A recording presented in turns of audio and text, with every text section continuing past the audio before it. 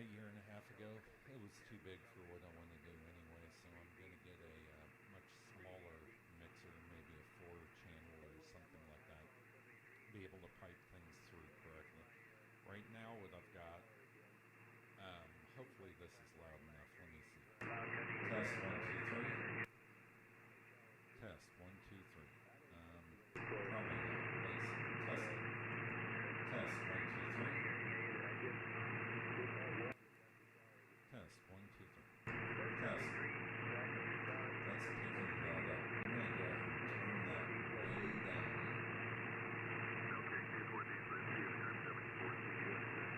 And we'll control it a different way. Let's see if I can get my audio up high enough here. Test 1, 2, 3. Test 1, 2, 3. Test, test, test. Okay. So let me see what happens here. If I turn on audio here, this could be bad. Test 1, 2, 3. Test. All right. 1, 2, 3. Test 1, 2, 3. That's picking that up. I'm going to go ahead and turn that way down.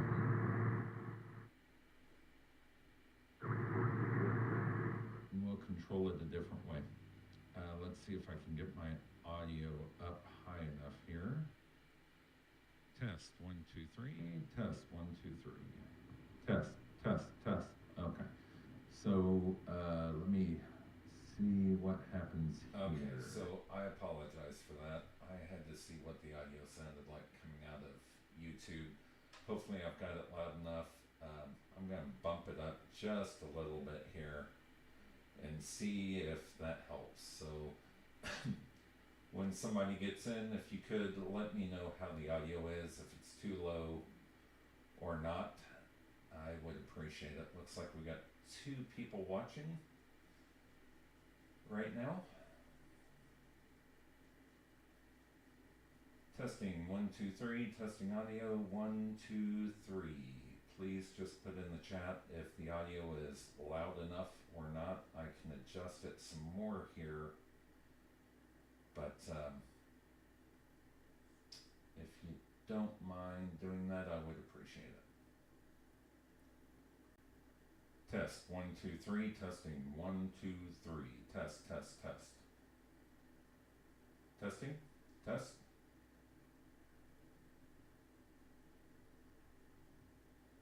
Three people watching. Please, please let me know how the audio is. Interesting, I can't chat in my own channel.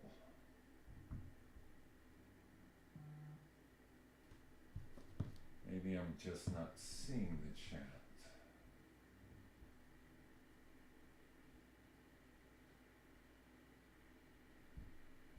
There we go, now I can chat. So how is the audio, please? Too low. Test 1, 2, 3.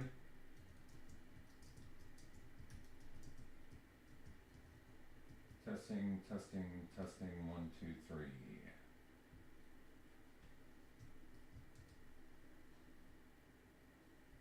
Anyone let me know, I would appreciate it. Testing 1, 2, 3. Hello, hello, hello. Testing. I hope it's okay. I guess the only way I know at this point is to cause some reverb here. Let me do that real quick. This is my first live stream, so I apologize for this. Test 1, 2, 3. Testing 1, 2, 3. Test 1, 2, 3.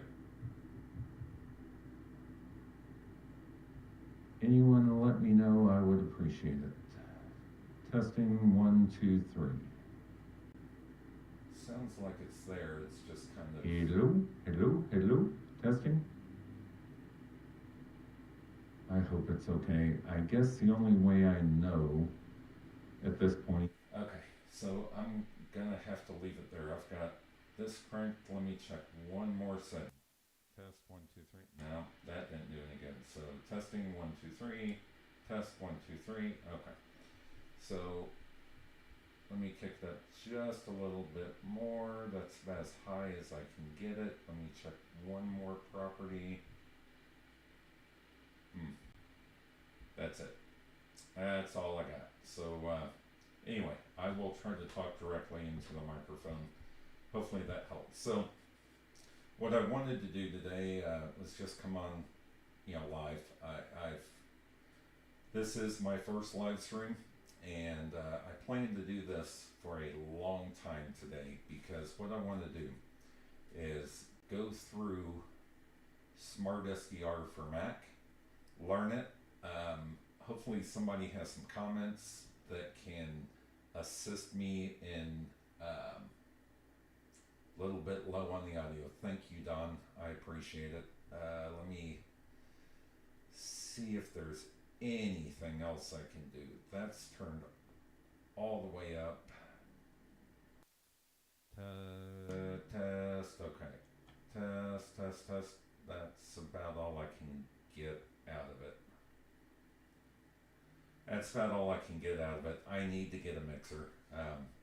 Like I was saying earlier, I have sold the mixer that I had. It was a 24 port mixer. It was just too dang big for what I was trying to do. So I'm gonna get maybe a 4-port or 8-port mixer and see if maybe that helps out some.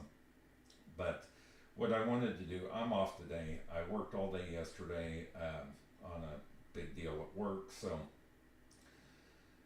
I took off today. Plus it's Indigenous Peoples Day, so I work in the banking industry.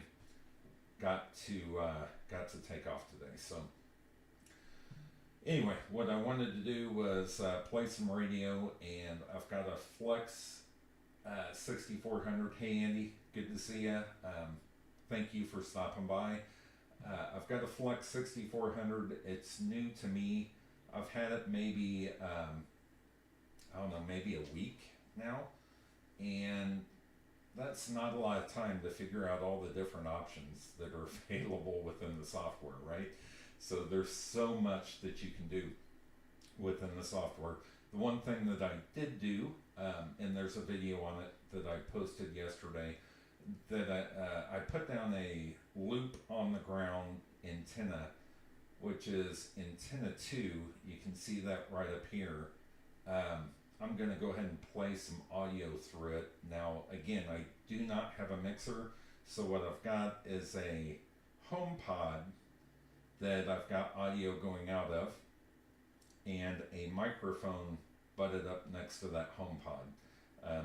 It's not right next to it, but it's close enough that we should be able to get audio out of it pretty easily. I'm going to give this a shot. So I'm going to go ahead and turn this up. I had a channel. The funny thing is I say a channel. This frequency was talking about loop on the ground antennas and how people are going to those loop on the ground antennas to try to overcome really high noise floors. The funny thing, or the sad thing, is I think maybe they've stopped talking. Another thing that I want to figure out is, you can see right here, I've got this noise that's coming in right here. I want to figure out how to block that noise. I know there's a way to do it. Within the software, I want to figure that out so that maybe this will come across clear. But anyway, I'm going to turn up that volume.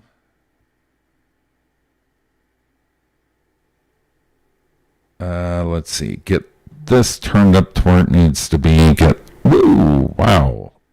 I hope I didn't just blast somebody's ears out. Okay, turn up this audio, and I'll be playing Audio Cop for a little while.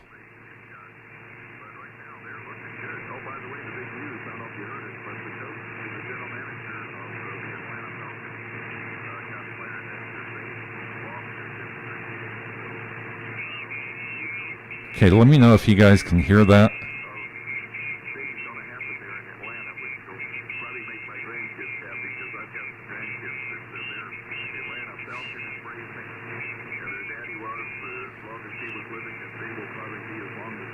Let me know if you can hear the radio. Yeah, I'm sorry about that. It did it again.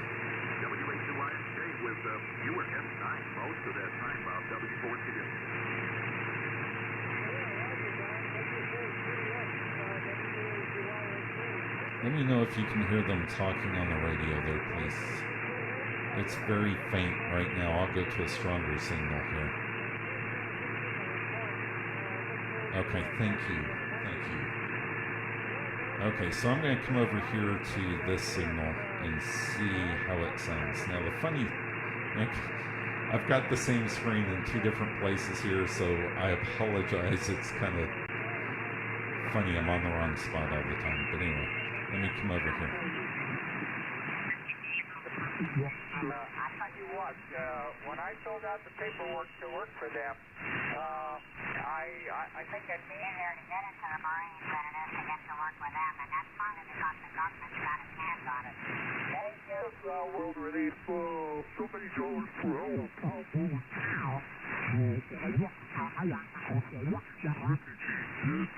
Some of the load off of them. So when they give the money, you know, they're the ones that tell you what you can do and what you can't do, Bob. You understand that, right? That can be heard. Okay. The problem that I've got is if I bump this up, it jumps big time. So I'm going to try it.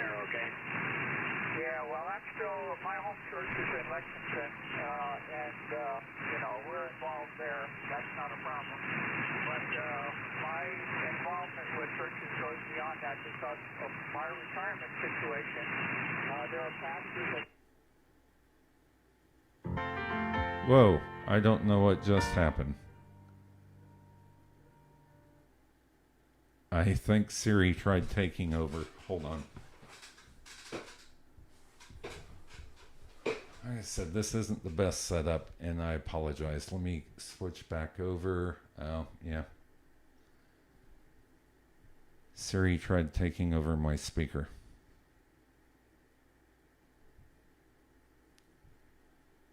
And it successfully did. So let's see if I can get that back up.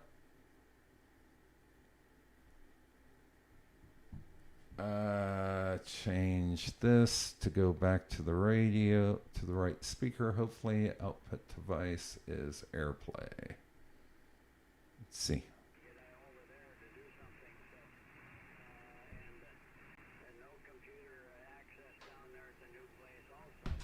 Now the volume is way down on the speaker.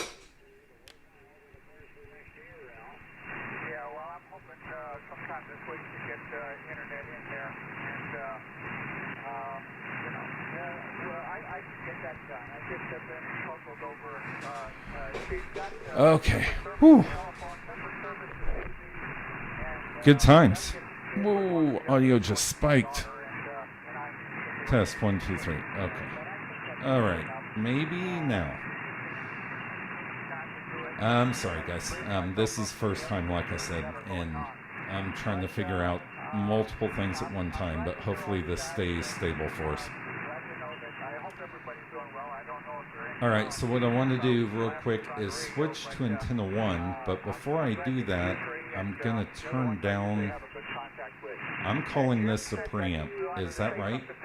With your permission, Bob, I'll give it back to Jim. Is that okay? Yeah, go ahead. Go ahead, Jim. I think this is a preamp, right? So I'm going to turn that way down before I switch because it gets loud going to the other antenna. So that signal or that conversation that we were listening to looks like either it just ended or was completely lost in the sound. So let me see. I have to switch back and verify that.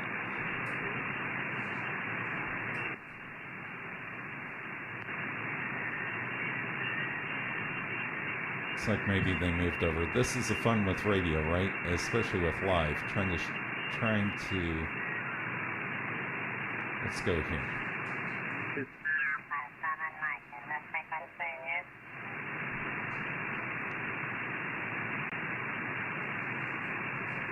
There's radio for you. You see a good strong signal and it just vanishes as soon as you want to.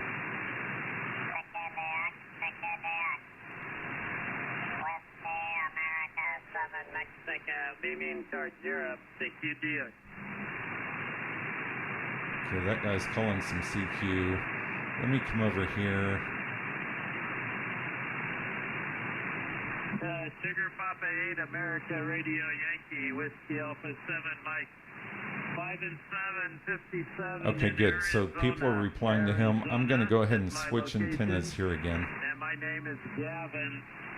Just make it loud. America, Victoria, Italy, November. Gavin, back to you. Go ahead.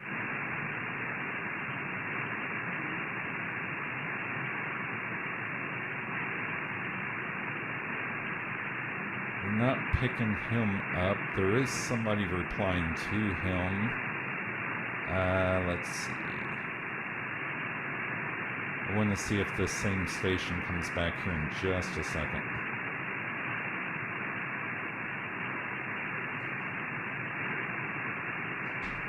So as you can tell, I figured out some things on this software. How to switch antennas. I guess that's the preamp that I'm changing.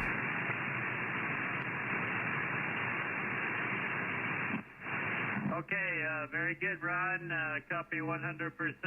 Thank you for the nice report. I'm running quite a bit of power, 1.5 kilowatts, and a 5-element monoband Yagi, and an ICOM radio IC7300. So you can see when I switch there, there's not a lot of difference in the sound coming out. It's just a lot, I don't know, it's quieter in the background. I don't know how much is being blocked of that noise coming through. To you guys, it is quieter. You can see it in the graph, or in the waterfall and everything else. Have a good afternoon and a good evening later coming up. But like I was saying, I figured out a few things. I figured out how to switch antennas. That loop on the ground is not a transmit antenna, so you gotta avoid accidentally making changes here.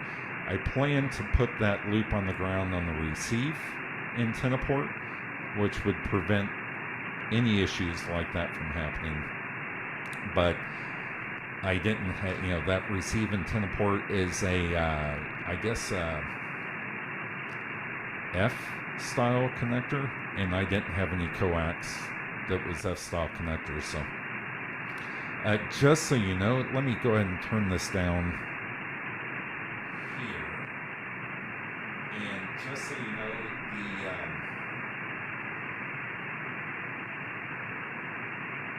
build that loop on the ground was incredibly easy.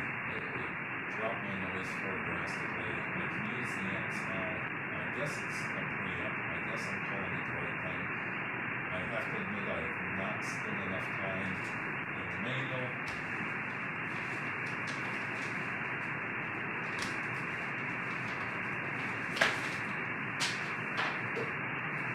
I do have the manual that's printed out. I haven't seen enough time. I want to get that bound and all that good stuff, but I need to spend time. Yeah, So, beautiful signal, Ron. ICOM 7600 and the hex beam. looks like you guys can hear And that. 100 Okay, watts barefoot, so doing very, very good. let's turn this radio down for just a second. Like I said, that build of the antenna was really simple. I mean, crazy simple and extremely cheap. And I found it different, right? Oh, lost my mic. Let's see. Can you hear? I see it coming through. Test one, 2, 3.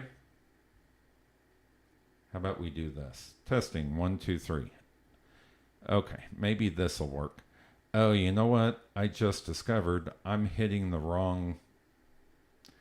adjusting the wrong volumes here. Okay, testing. You should hear me perfectly fine now.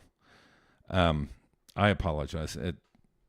First time, fumble my way through it, and I figured I'd be fumbling my way through the SDR software, but you know, I'm fumbling my way through both.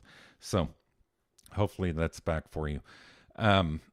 Okay, so what I want to do is just go through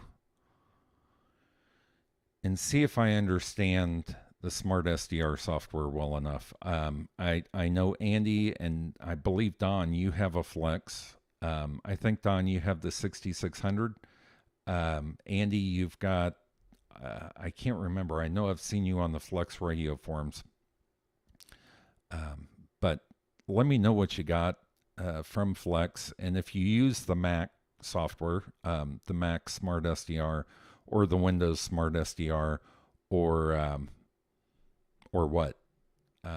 There's a few cool things in the Mac SmartSDR that I'm just blown away by. Really cool stuff in there, and I'll show kind of how I'm using it. Let me know if it's a good idea or a bad idea. Maybe I'm doing something wrong. Maybe you do something a little differently than I do. And if, you know, maybe you learn something, I learn something, I know I'll learn something. There's no doubt. But I appreciate you guys being here. Let me take a drink real quick.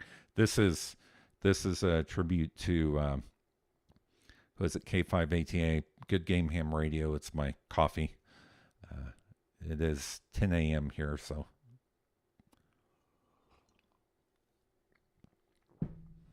All right. The first question I have is I can change where I'm at in, you know, on a band by dragging this, right? But I find it very difficult, if you'll notice at the top, and I'm just barely moving my trackpad, right, to get it right on the numbers that I'm looking for. Oh, Don. Oh, I'm so sorry to hear that. So sorry to hear that, Don. My mother passed away late last year, and it's I can definitely relate. And it's taken me a little while to recover from that.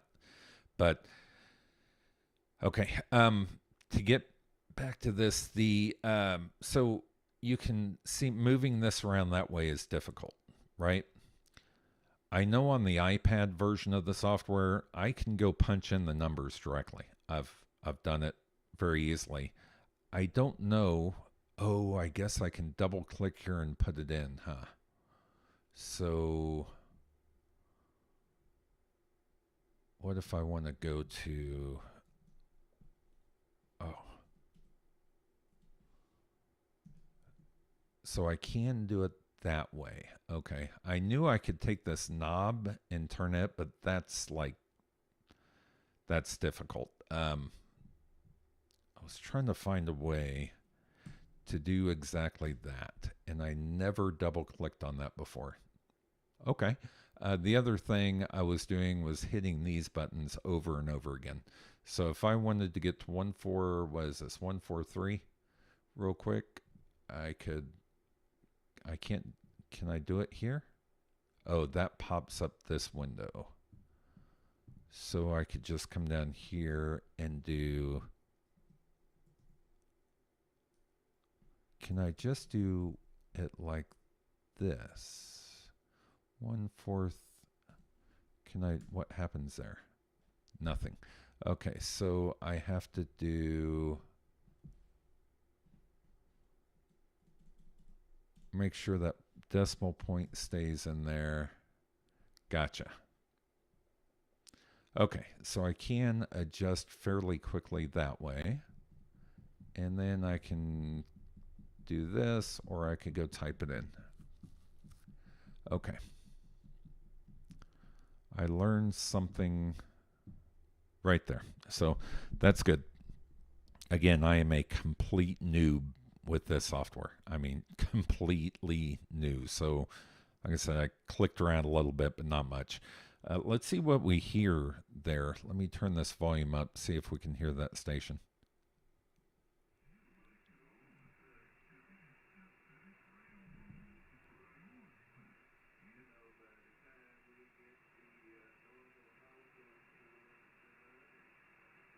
Gotcha.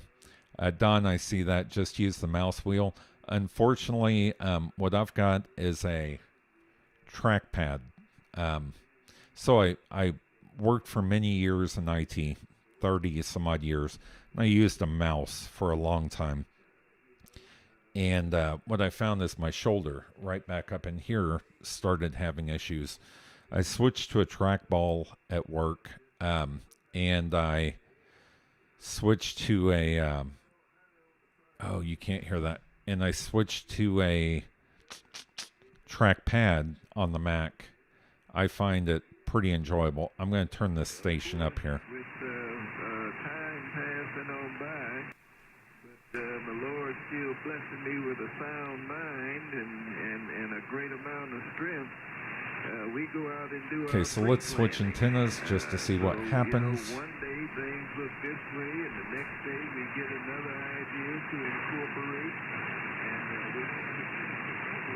And so I don't know if you can hear that noise come in that makes it more difficult to hear.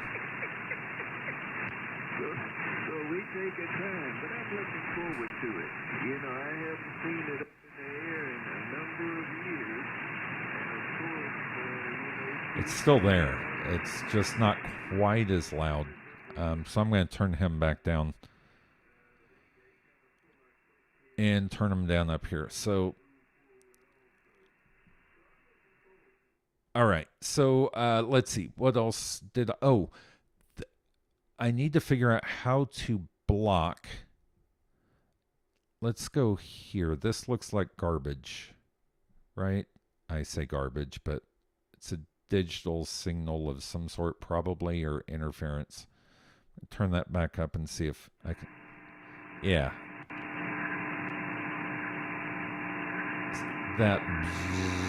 That's going on. I want to block that. So I'm going to zoom in. So I just right mouse click basically and zoom in.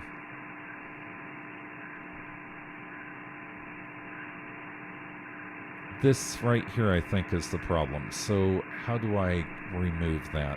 I think I right mouse click and create a TNF. I think that's a noise filter.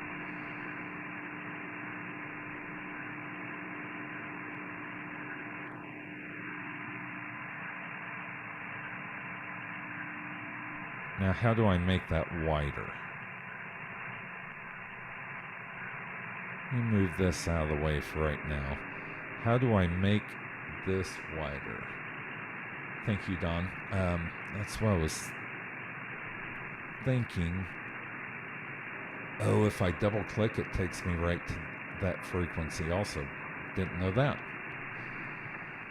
Reading the manual sure would be beneficial. I want to make this TNF wider. So do I just create a secondary, another TNF, or is there a way to increase the width of that TNF?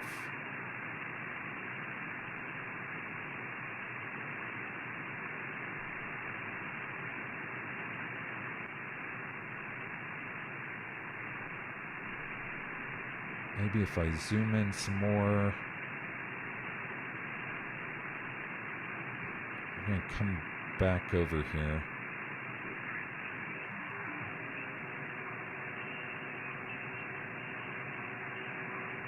I think you can still hear that.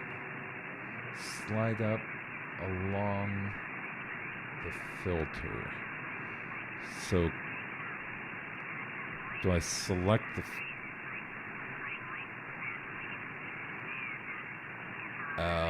okay, so I can adjust it.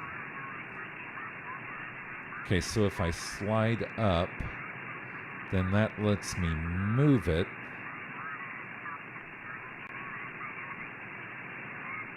Or do I just create another filter?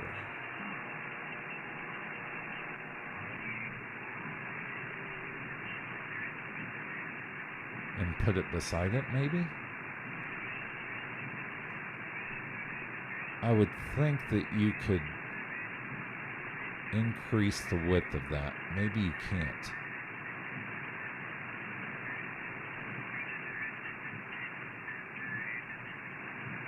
Can I double click it?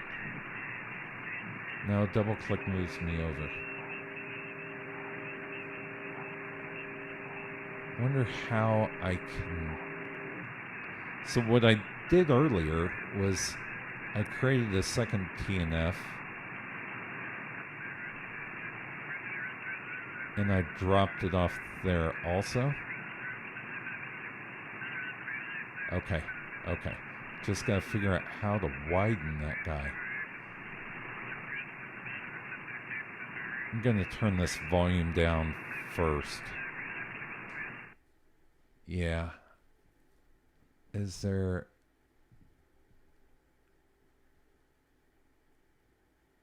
Okay, so this looks like I'm talking about the TNF here, right? So is the permanent noise filter, what's the frequency? Let's see, what happens if I start moving this over?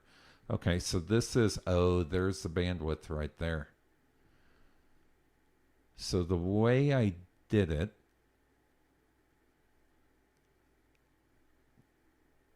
gotcha, okay. Yeah, when I scroll, that's, I think, the difference there, Don, is when I scroll up. So what I did was came down here and just double clicked in this black portion on the, where the filter is. And then the Salty Dog Cafe. No, that's not mine. I'm sorry, my wife just came in. Okay, so here I can increase the width of it. So let's see what that sounds like. And I can make that permanent there. So basically you selected in this black bar, it looks like. And then you can adjust it. So let's go back and see what that sounds like. And I've also got this awful wide now. I don't know why, but let's go see what that sounds like.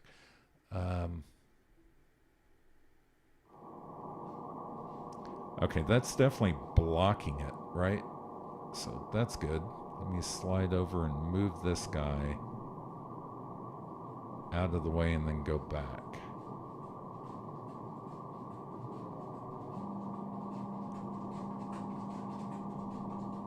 And if you hear something dragging along the ground there, that's my dog's toenails. Okay, perfect. So that TNF, I unfortunately I'm working normally when they're on, Don. But I do go back and try to catch what they're talking about. That's how I knew that the TNF existed, and how I knew about really noise floor and trying to reduce it and so on and so forth.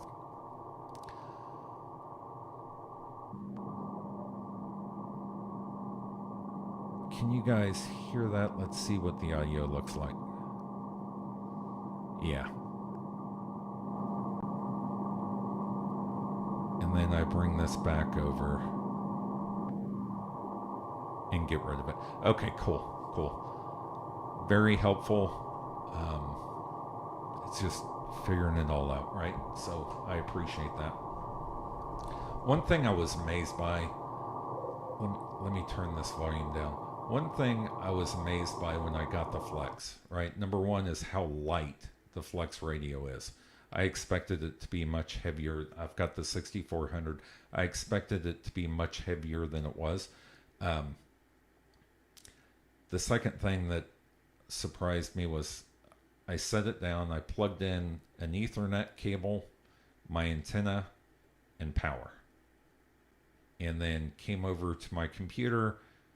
I had already downloaded the software, connected to the radio, and I was off and running. My world is Ethernet cables and those types of things, Wi-Fi and all that kind of stuff also. So it was really cool.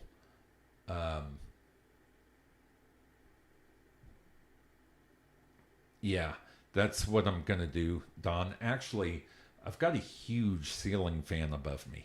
And when I was testing that low noise filter, I jumped over to I'm sorry, that low noise antenna, that loop on the ground, I jumped over to 80, which I don't have an 80 megahertz, I'm sorry, an 80 meter antenna for transmissions, so I haven't ever hung out there. But what I saw was, that, yeah, I saw the interference all across the band, and I walked over and actually I reached back here and turned off my ceiling fan, and it went away.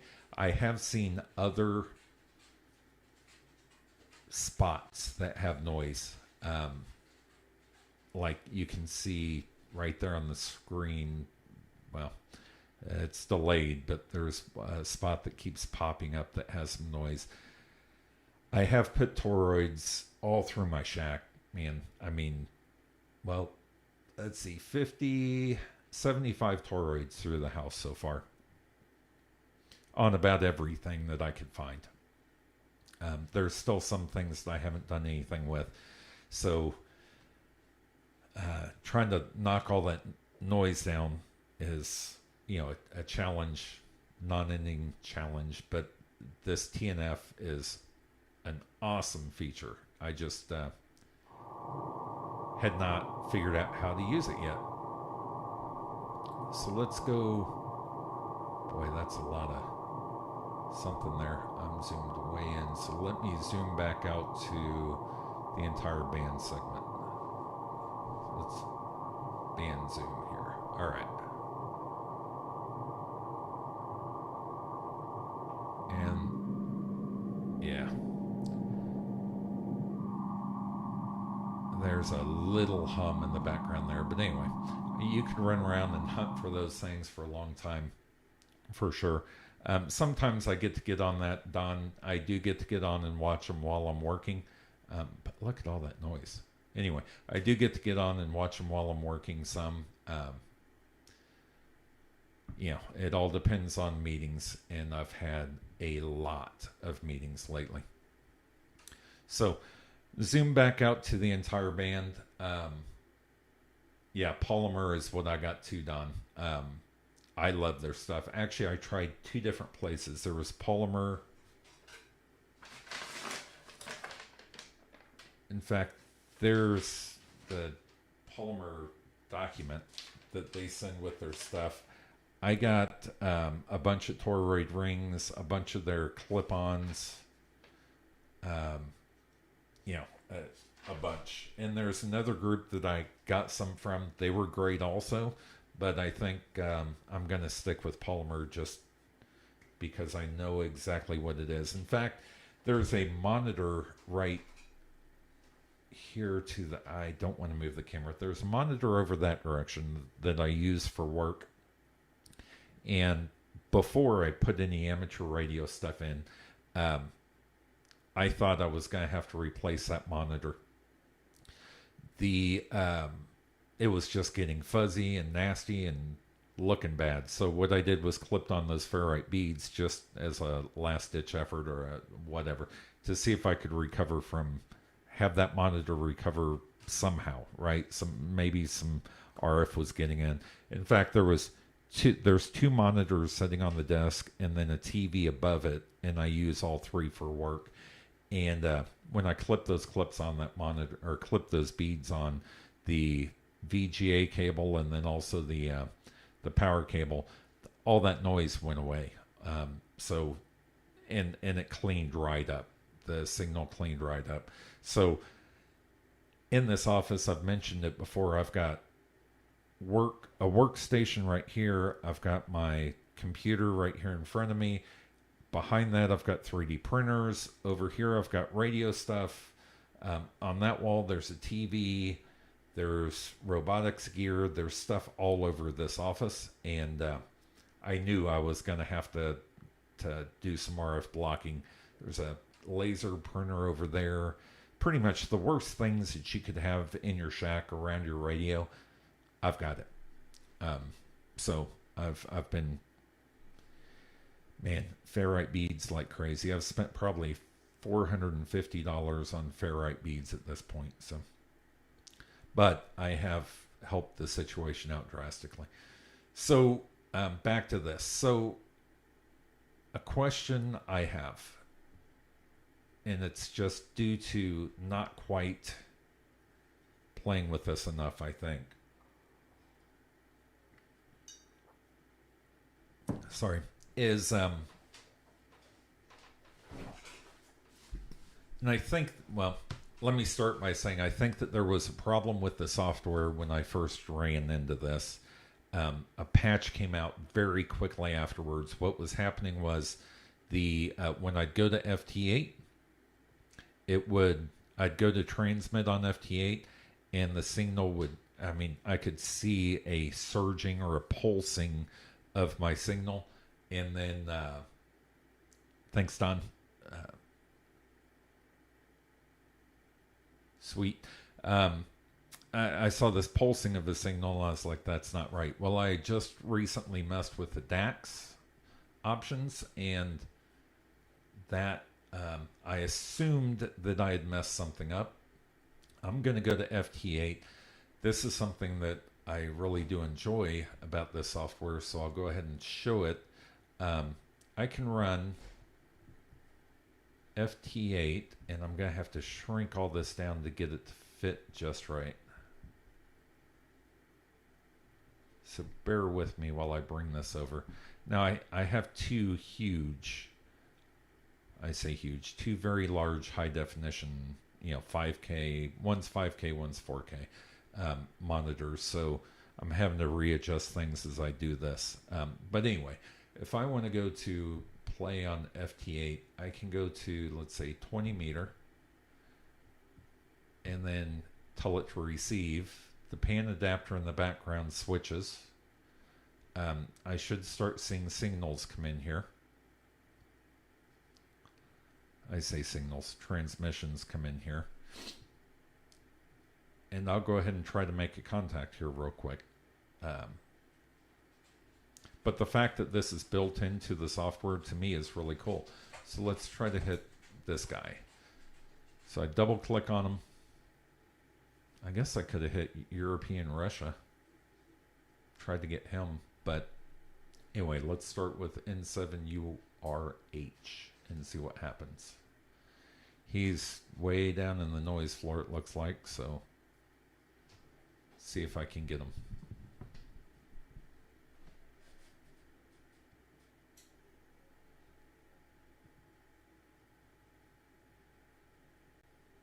I did get Josh with Ham Radio Crash Course the other night. What I'm going to do is show you how I'm logging also as soon as this gets done.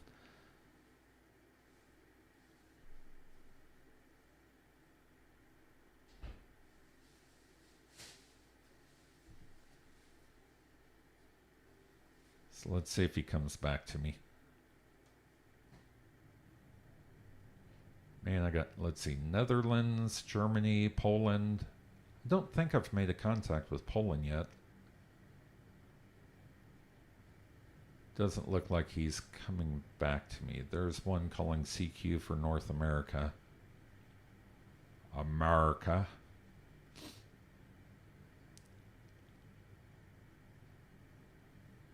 Oh, he did come back to me. See if I can make contact with him. I've got, let's see, you should have been able to hear that ding. That ding is basically saying, hey, somebody came back to you, obviously.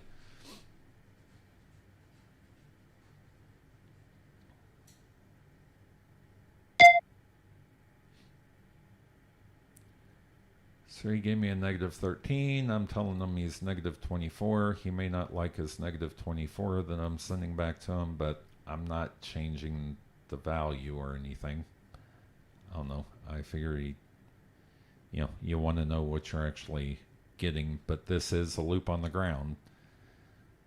So the noise and everything's much lower. Okay, so what happens is it comes up and says, hey, save this QSO. I just click save and I go on to the next one. Okay, so I've gotten hungry and all these. Okay, cool. Thank you, Andy. I just logged the QSO, right? So now I'm going to switch over. Now that QSO gets logged in the logbook that comes as part of this software, which is pretty cool. Let me go open it up. It's not a real robust logbook, but it is a logbook, right? So it doesn't give you a whole lot of the features that some of these others do. But the nice thing is you can take this and export the ADIF file, right? And I'm just gonna, for right now, call this, I do save it on my iCloud. And I'm gonna call it, well, let me do this right. I'm gonna call this, I don't know, show. How about that? I'm horrible with names for files, by the way. Absolutely horrible. I'm horrible with names on databases. I'm horrible with all of that. Names and I do not get along together anyway. So remembering somebody's name is very difficult in my mind. I don't know why. Always has been. Okay, so I just exported the ADIF. Let's see. So then I use this. Get this brought over here.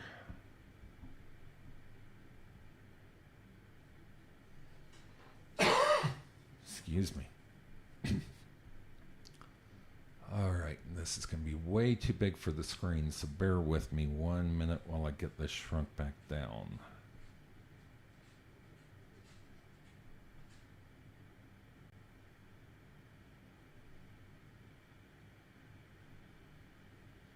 Well, it looks like this is as small as I can get this window because of all of this information on top. But what I then do is at the end of the day, I come in and I import the ADIF file. This is going to cause some duplicates for me that I'll go back and clean up. But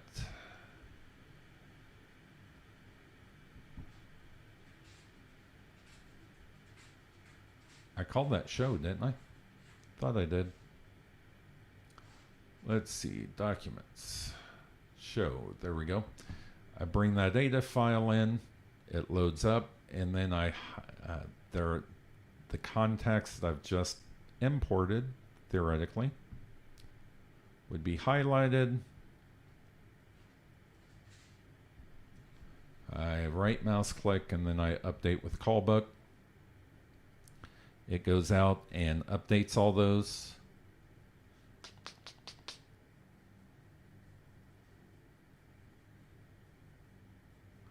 And it didn't get all of them. It always misses some, and I don't know why, but always misses some. I go back and get the ones that I missed.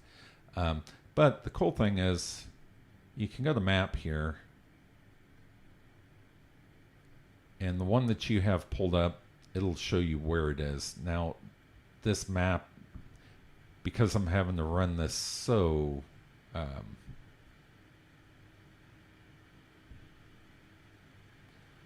there we go. That was the one that I had pulled up. But anyway, you can come in here and put in a contact and be able to pull up where they're at, see where they're at, do a lookup on them, log the QSO. You can go see what the bands are looking like, any DX clusters, if you're signed up for any of those. Schedules for different people that have posted schedules, any awards, where you're at in those awards, so on and so forth. Let's see. You can set different memories for different frequencies. You can control the radio from here also. So by clicking on this, I would then be able to go control the radio. Any QSL stuff, I need to build this out so I can send QSL cards.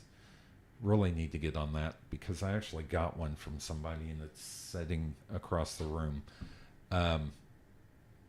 Labels for people, so right, you can print out your own labels right from here so that you can send out QSL cards for all the people that you had highlighted. Anyway, it's just a pretty cool tool in my book. Now then, you can highlight certain rows. Let's just take these. Right mouse click and then update, upload to QRZ. I did not mean to click that, but it's okay. I need to do the rest of these real quick. When you upload to QRZ, then they turn, I apologize for that dinging. Okay, so when you update them to QRZ, let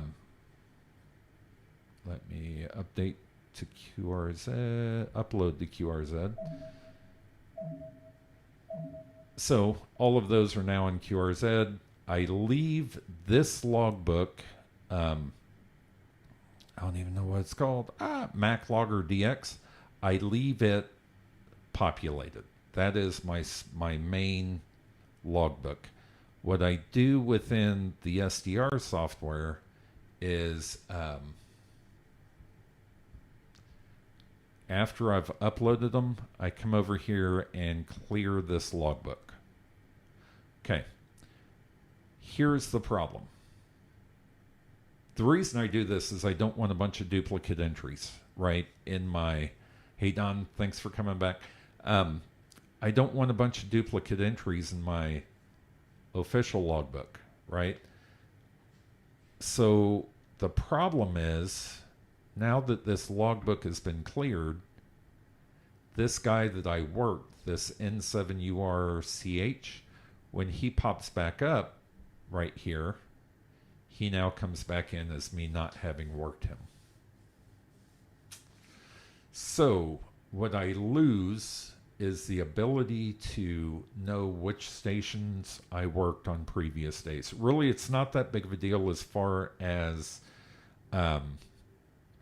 knowing what I worked that day, but I don't know if I've worked that station previously, right?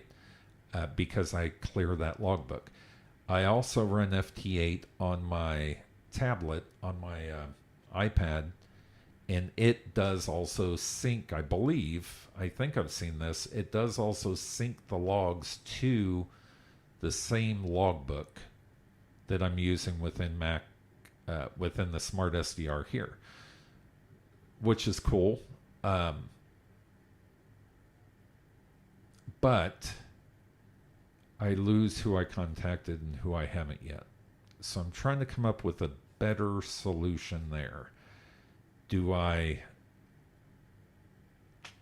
guess I could just export based on the day and time, but, and then leave them in here. The problem that I have with that is I work, you know, I may work FT8 for 20 minutes and then come back, you know, go do something and then come back and 20 minutes later do another, you know, another work FT8 for another hour and then leave for 2 hours and then come, right? So I don't know. I'm looking for a better solution as far as being able to identify who I've worked before and who I haven't.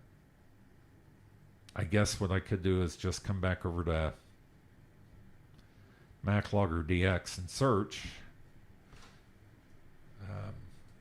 I don't know. Let's do W8. Well, there's all the W8 stations. So I guess I could just do that. I don't know. I'm going to have to play with that. But the question of what do you log with, there you go. Right? It's a common question. Not that it's ever been asked of me, but there's the answer that I've got for you. You can also, in this search, by the way, choose which mode you know. You can change search to see if you've worked them on. I'll go ahead and show this. It doesn't bother me. You can find out where I live, but you can do that anyway, right? You can, yeah, you can, let me find it.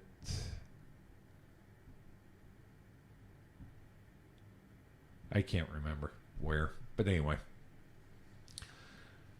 you can search based on where, what you've worked them before. If you've worked them in, FT8, FT4, blah, right down here. W8, which band, which mode, right? So I could say mode is just FT8, or I could go USB or, SSB, whatever.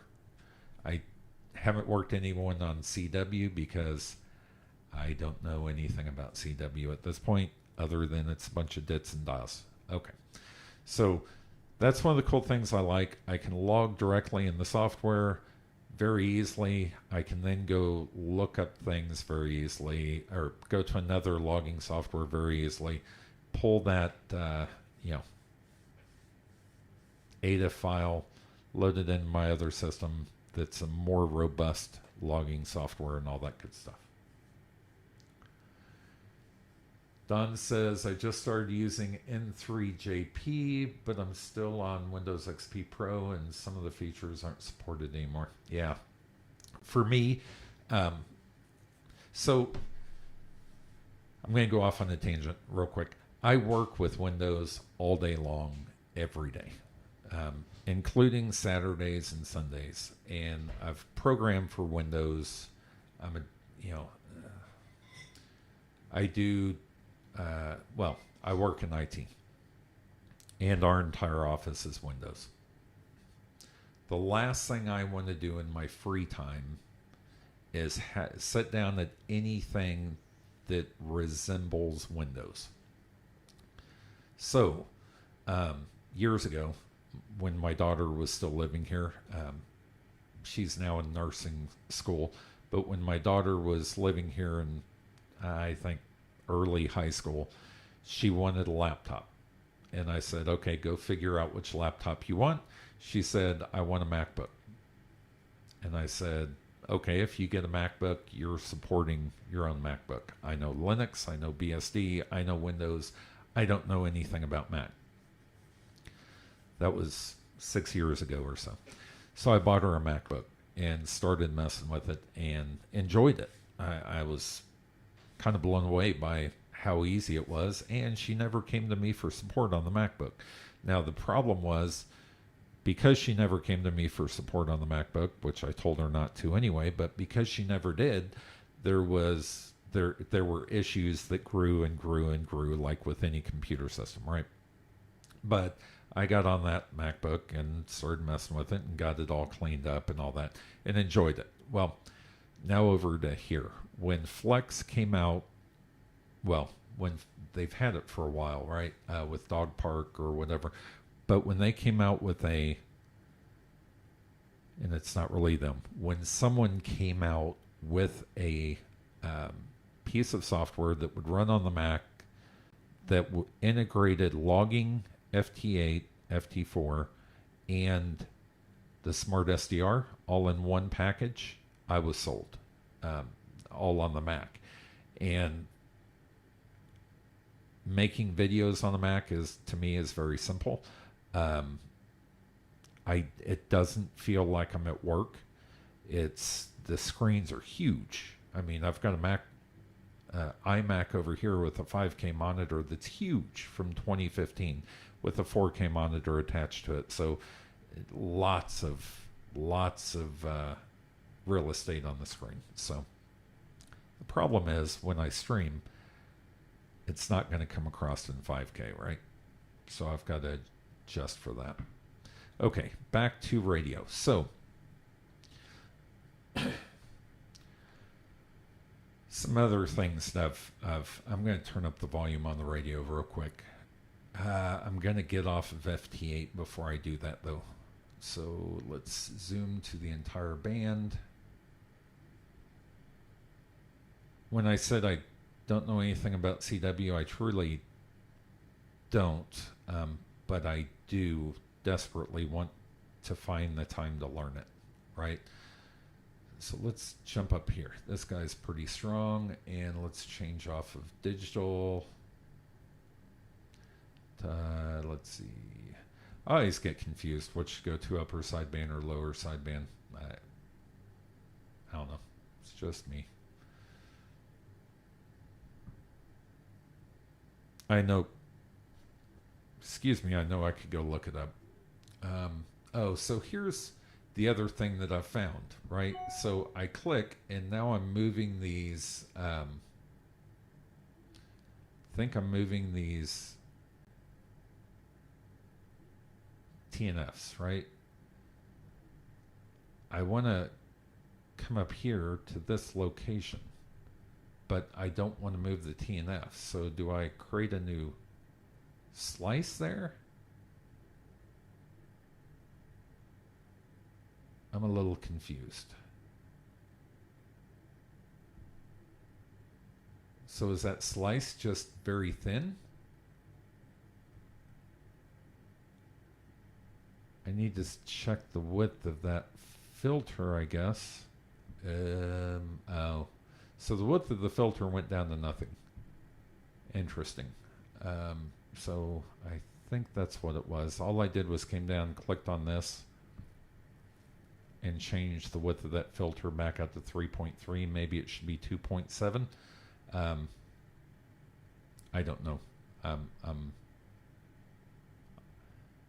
I don't know. Okay, so let's zoom in so I can grab this guy. Okay, now my hand can grab it. Let's come over here and see what we can find.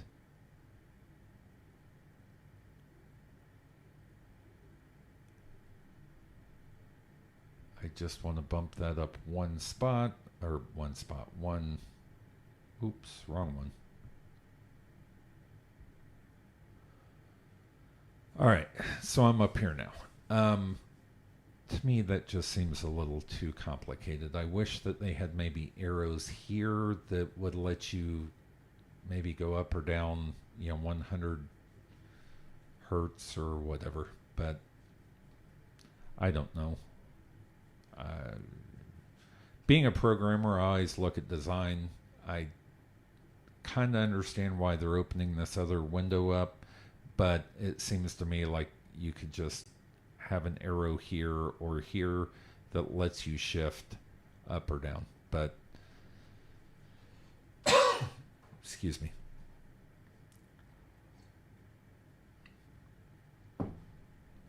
All right, let me turn back up the volume here so we can see what we got.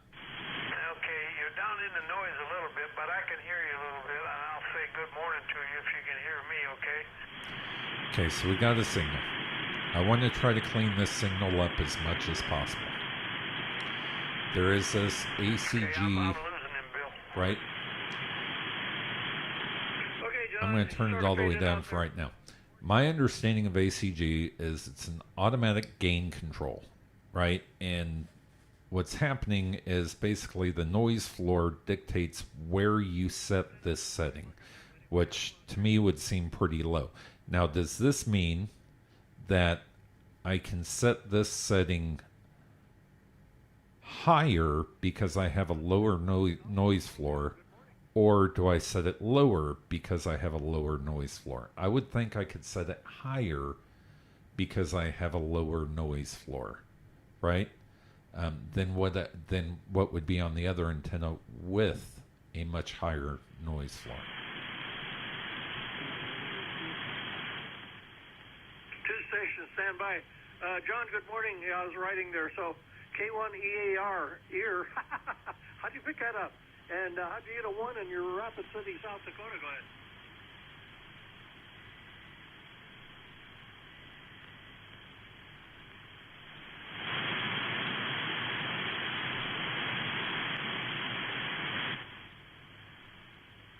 Okay, real fine. How did you get the 1 call?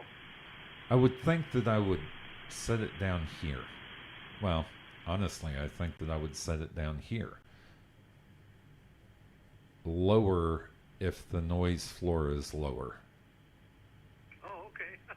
Real good. But I don't know. Well, thank you for I'm checking into the confused Buckeye on Net it. this morning. I Appreciate wish. it. My name is Bill, and I'm located in I need to go do Arizona. some reading. Kilo Echo I know that Mike, that Flex did a video on we're here this, 5 days a week, John. and I watched it, but I did not see where it was stated you should be lower with a lower noise floor or higher with a lower noise Roger floor. that. Okay, thank you very much for checking. I appreciate it this morning. You have a good day. I've been leaving it lower. Who was the 2 station? Then also like fast and slow and medium, right? So this is how quickly that noise Right, gate, I guess, for the morning Buckeye Net. Anybody else want to check in? So did I, and I asked. I'm going to turn that down. So I don't know. I don't know on the AGC if I should have it lower or higher. I don't know. If anybody does, let me know. The other thing, I did watch a video. I'll go back and watch it again, and I will, now that I have the radio. The problem is I watched those videos before I had the radio. So I'm going off of memory of what I saw. So let me adjust a little bit here. Once I got the radio, I quit digging back through and trying to learn, right? Because I had a radio to play with. Okay, so the next thing is these let's see, wide noise blanker. Let's go ahead and turn that on.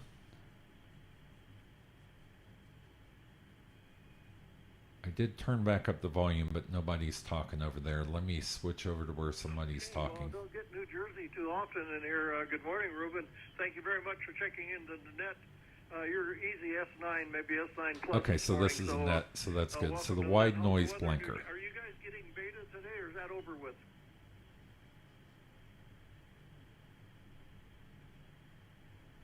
I have yet to see this affect much.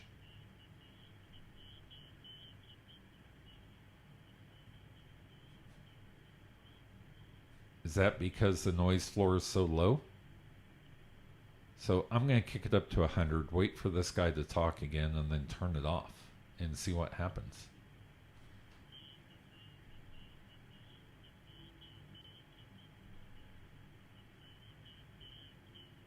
There's a very faint sound there. Somebody's talking, but it's very faint. All right, Nels, you want to talk to New Jersey?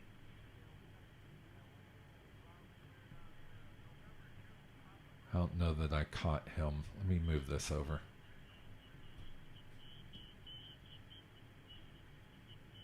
I want to move this over.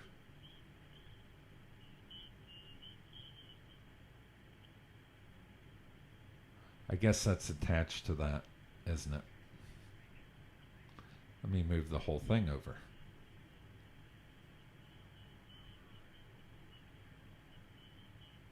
Maybe I can do it from down here. I can. Okay.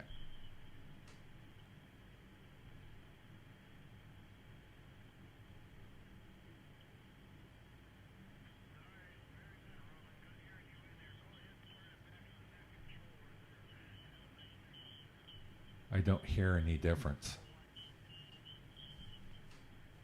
Okay. KE7NM for Morning Buckeye Net. Anybody else want to check in? Okay, so that does sound a little bit louder. A little more clear, There's somebody maybe? in the background. You're not above the noise here in Arizona. N5LDX, Gene.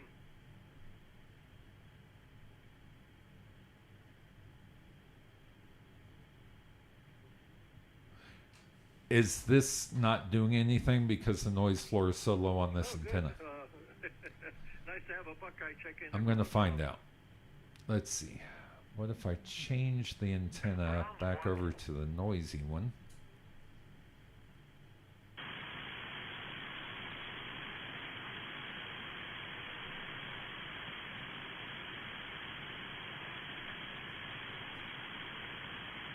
Negative.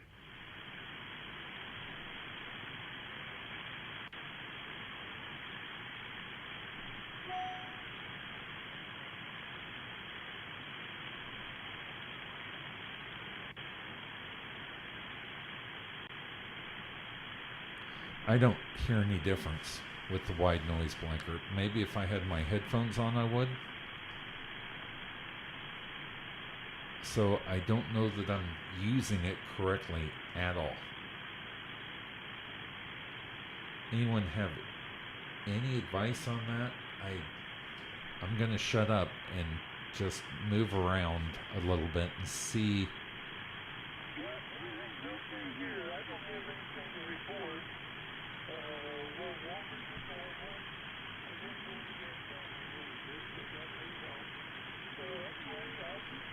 I'm going to jump up here. Maybe there's more going on up here.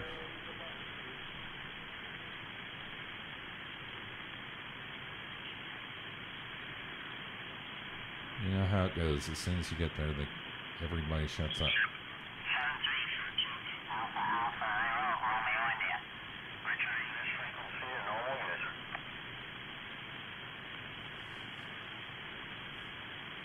Every time.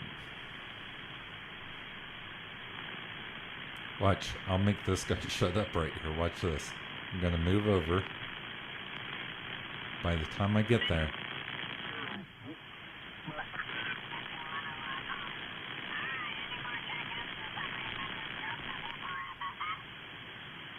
See?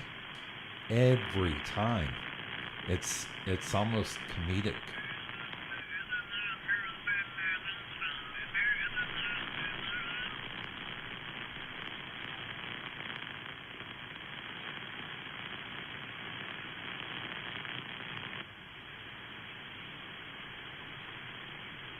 Well, my day is over when those guys came on just above us here, and that squealing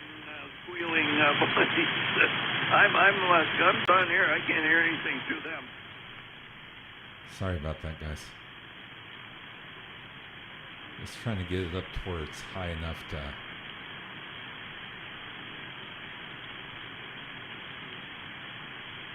make out something there. Well, I talked to him at the very beginning. He wasn't very strong in here. Nobody else can hear John?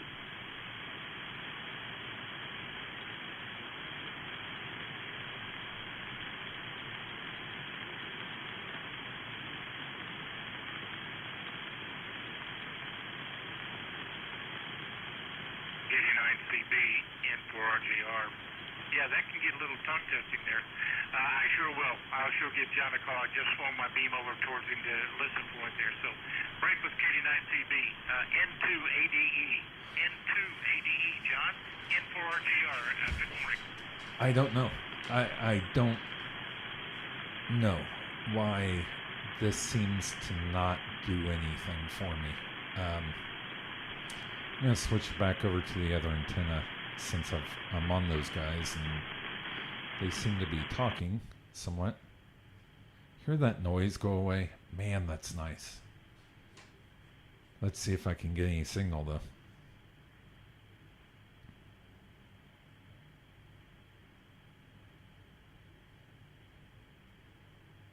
Waiting.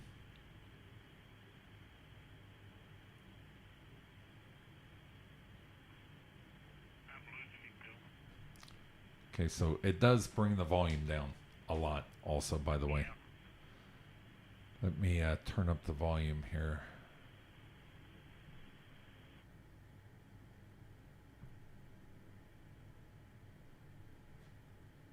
Alright, W0OGW4SSN. Are you hearing the N2ADE over? Well, then I guess nobody's hearing him. Okay. That took care of that. Have you heard anybody you want to work before we start 7-3 over?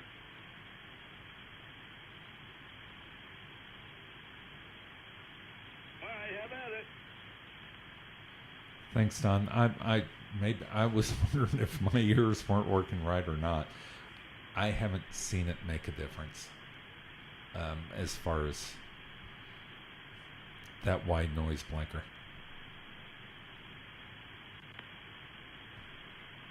I don't think anything's broke. I just don't think, and maybe it works better on 80 or 160 or 40 even. I don't know. Because, you know, the time of the day we're on 20. Maybe it's not such a big deal on some of the shorter bands. Anyway, let's go to the next setting.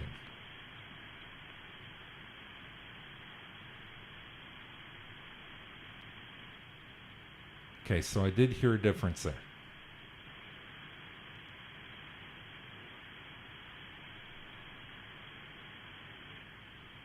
Okay, so I do hear a slight difference there. It does sound like the static in the background is not as strong. Let's go see what it does to a signal.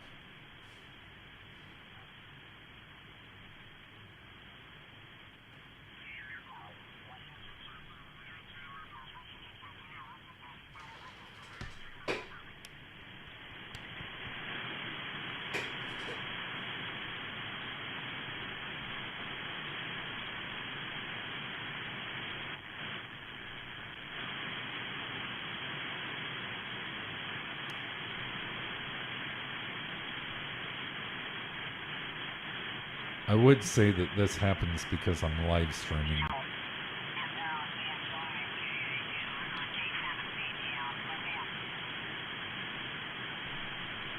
But that's not the only time it's happened. This happens to me every time, it seems like, that I find a signal that looks...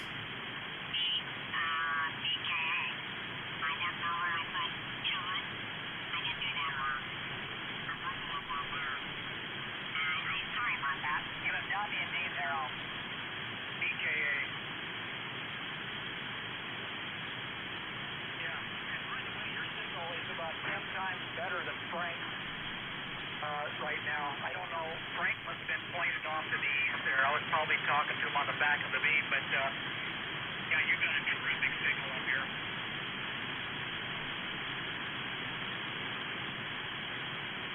I'm sorry, I'm not talking. I'm just playing here. Oh, I just realized you can't see that. Let me zoom this up, or move this up here. So what I'm playing with now is this.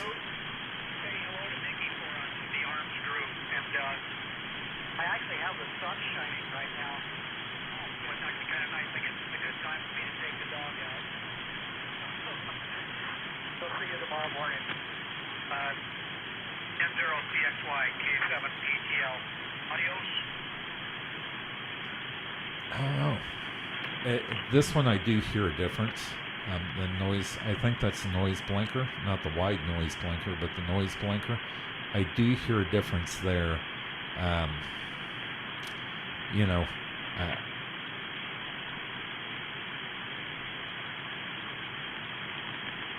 I'm going to go to this noise reducer. NR, I think it's noise reducer. Let's go to a signal that's talking again. All right. Yeah, chronometers are a huge deal on ships and keeping time, even in space, spaceships. Okay. And I'm a big, somebody mentioned, I think GNA is a, what watches, I like a lot, but I like chronometers and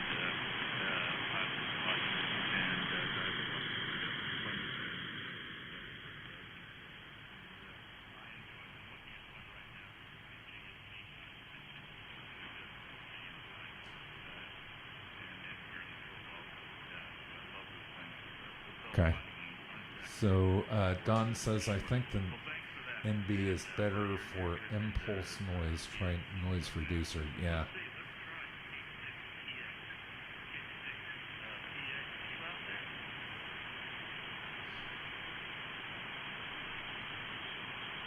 I think his message said 73 at the end of it, Bob.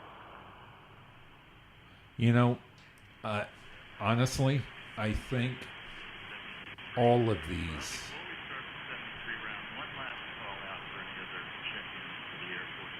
Hey, Andy, see you later. Thank you for stopping by. I appreciate it. I'm sure I'll see you later on tonight on Monday Night Ham Radio.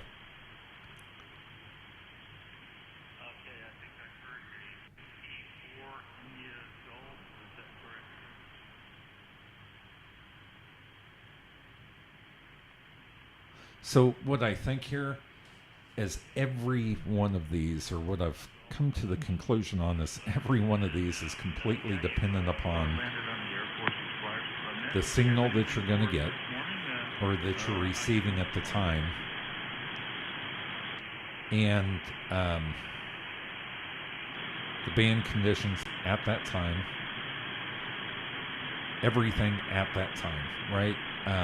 And these are your fine-tuning adjustments based on the information at that time, right? So you don't, I mean, this is not a set and forget thing, obviously. It may even depend on what you feel like listening to at that time. I don't know. This auto noise filter. I think this is an auto noise filter, ANF. I assume that this would be this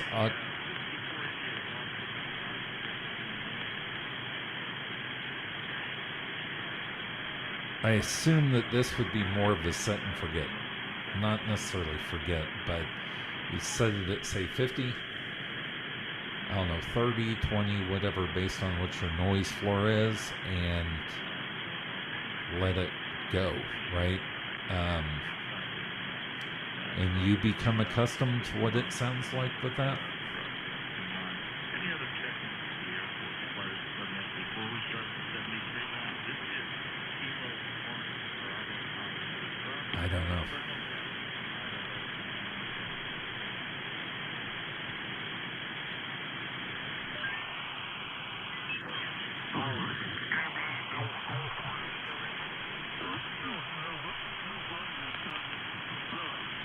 Every time. All right, good morning. How was your weekend, Bill? Haven't talked to you for a while there, over.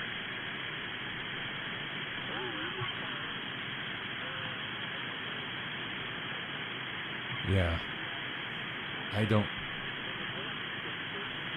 I think these top three, well, especially these two, right?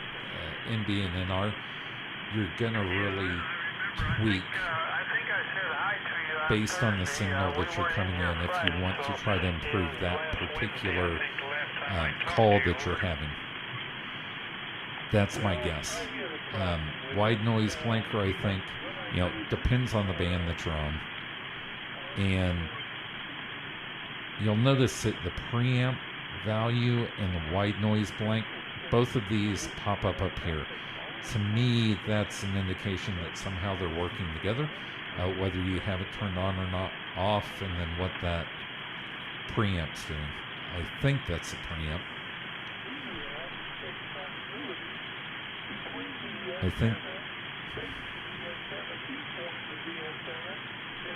I really think that on this antenna, because the noise floor is so low, the wide noise blanker really is doing nothing. Just a guess. Okay, so I'm done messing with those for right now. DAX. Okay. Here we go. I'll be doggone. Let me turn this down. It must have finally got wore out there, over. Trying to understand DAX. My understanding of DAX is that is an audio channel that you can choose to use, right? You can have up to 8 of them coming into your radio, and you choose which DAC or DAX based on the microphone, based on whether you're piping some other audio in, which you probably would not want to do. If you had 5 different microphones, you could have 5 different DACs. The microphone that's in your computer versus whatever. Now, I think I'm right. Don, is that your understanding of it? I don't mean to put you on the spot here, but I know Windows uses DACs also. And I know in Windows, there is a separate program to handle DACs. I don't see that in the Mac version.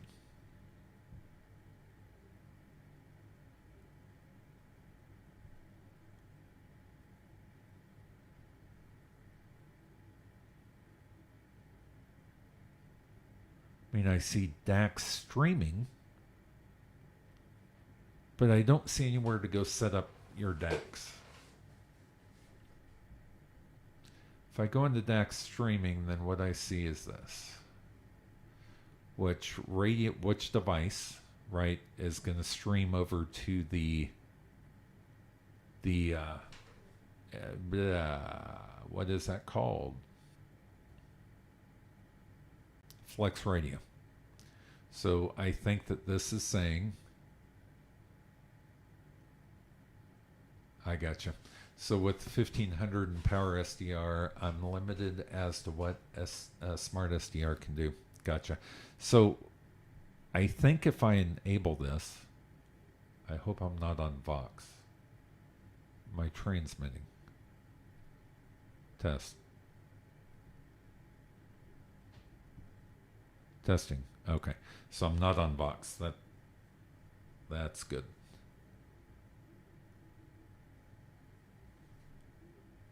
Let me just make sure here. No, that would be looking completely different there. I'd have SWR coming up. I'd have this coming up. Okay, so I'm not. So I can adjust my gain here. Hello, hello, hello. And choose which mic I want to use. Same thing with output. So I could take this output out to a specific device and capture the audio from that device. I did not want to mess with that just before my first, let me scoot this up because you can't see. Just before my first live, hello? Test 1, 2, 3.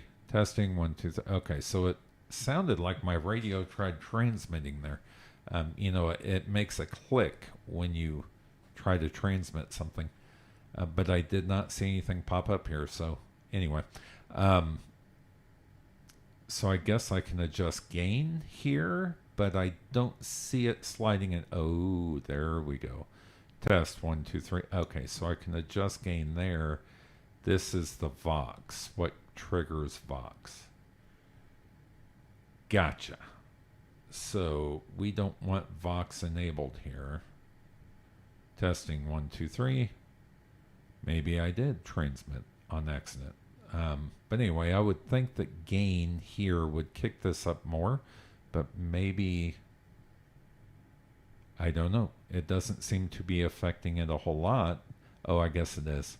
It is affecting it quite a bit. Okay, so that enables DAX streaming. Okay, so how do I choose? This is the input device. So is this on DAX 1? Enable DAX on app startup. Okay. This is the output for which channel? Okay, 1, 2, 3. I'm going to do a test here. Let me see what happens. DAX channel currently in use. Okay. Let's go to 2. No slice for the selected DAX channel. Okay.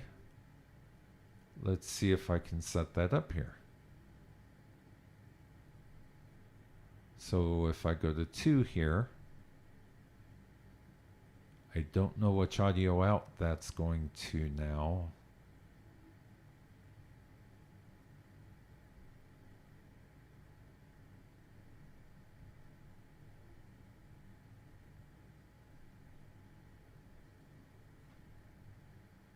Okay.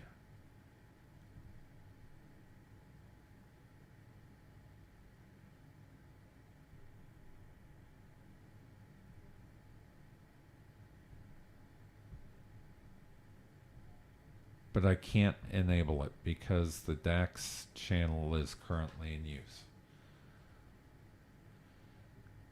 So I'm confused here as to how I get this output going to something that I can capture and send back into a video. DAX channel 3. Okay, so now DAX channel 3 set up, but there's no slice. Okay, do you have to set up the DAX first and then set the slice.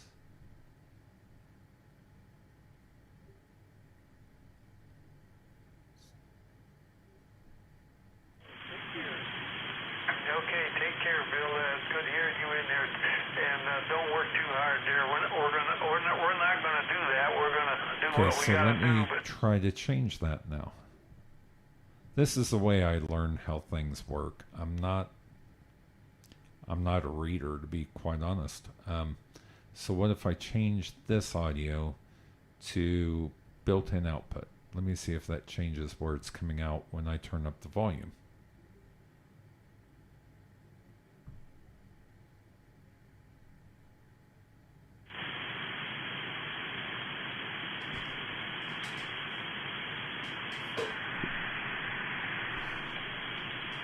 Okay, let me change it to something drastically different so that I can figure that out. See, I applied for a reverse mortgage, and if granted, I'm going to get another flex, either 66 or 67. Dude, I understand what you're saying there completely. I would love a 6600. I think the 6400 is a good entry level. Yeah, I agree, Don. I need to get. I wish I was on there right now, actually. No, I would love a 6600 personally. The 6400 to me is the entry point, right? And however, the 6400 is one heck of a radio. It really is. It's pretty amazing. So what if I change this to HDMI? I should be able to tell. Actually, you know what? I could change this to the headphones. That would let me know.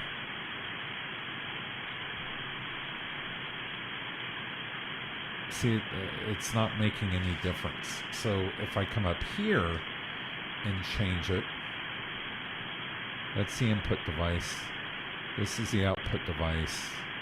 And I could change this to the headphones or built-in audio, and I see it make a difference. But DAX has to be something to do with streaming.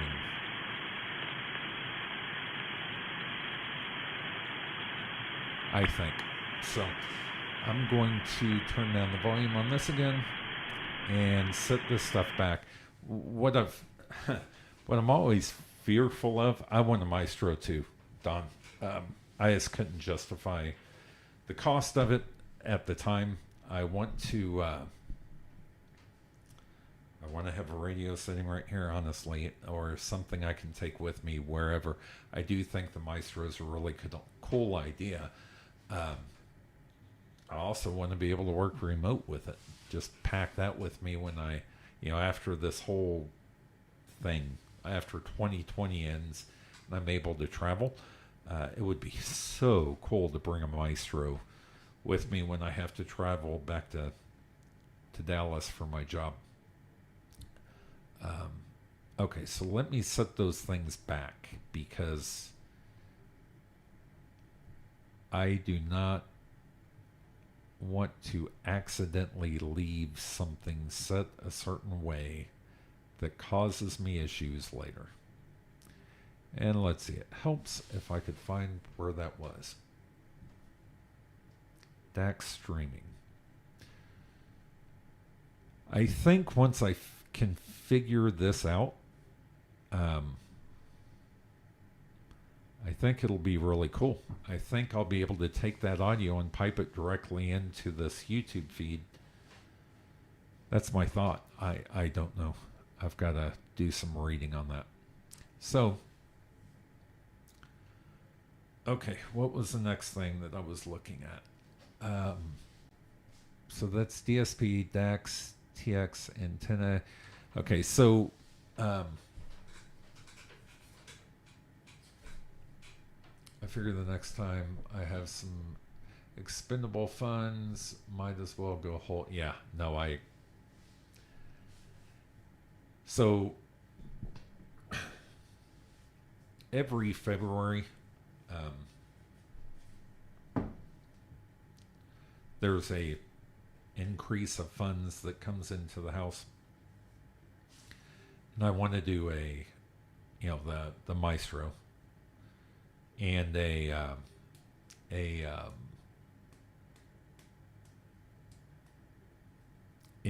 mic. I would love to sit down for about 2 hours with Mike, and just go, here, show me why, show me how this is happening. He definitely is dug into Flex, and he's got the personality that can explain it to people very easily, right? I think he's perfect in that job that he's got.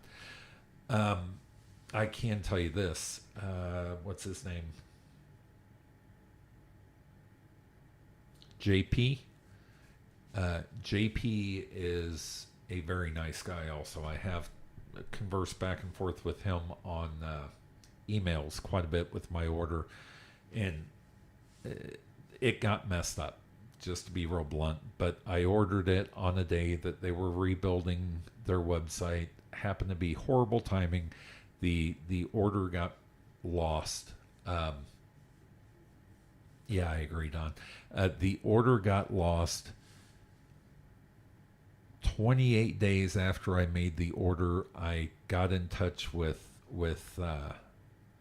JP, specifically that I wanted to do a video like this, and I was wondering how long it would take for the Flex to come out, if I should work on some other things or what, or my Flex to be shipped.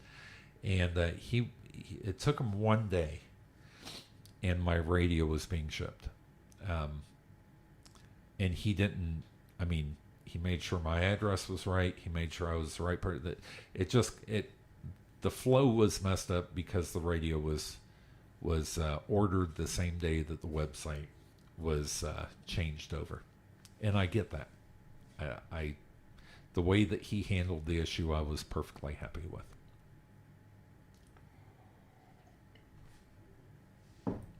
Anyway, what I was saying earlier, not to get too far off topic, every February I've got a increased amount of funds that come into the house, and I want to use that to really set up my shack very well. I'm not going to go buy a bunch of radios. I think I got the radio that I'm looking for right now, but I am going to no, I agree, Don, COVID is not helping. In fact, there's a lot going on there also, but I want to get a step IR, the big IR. I'm sold on vertical antennas with where I'm at. Let me put it this way. For the space I have, I'm sold on vertical antennas. And I've already got the ground radials laid out and all that good stuff, but I'm going to go all in on a big IR.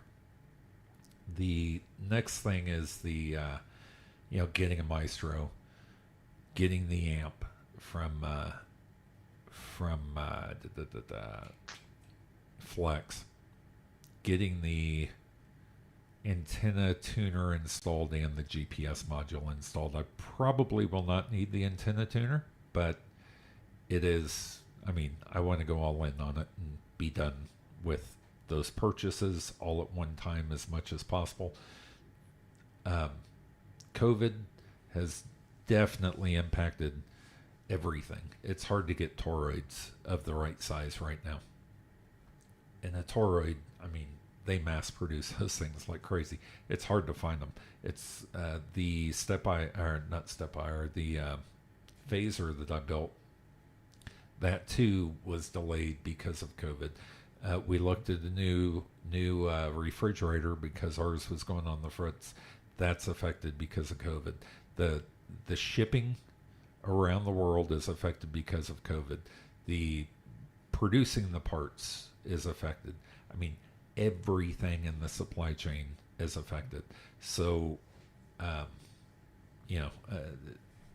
be patient is the best way I can state it. So, and Don, you know that.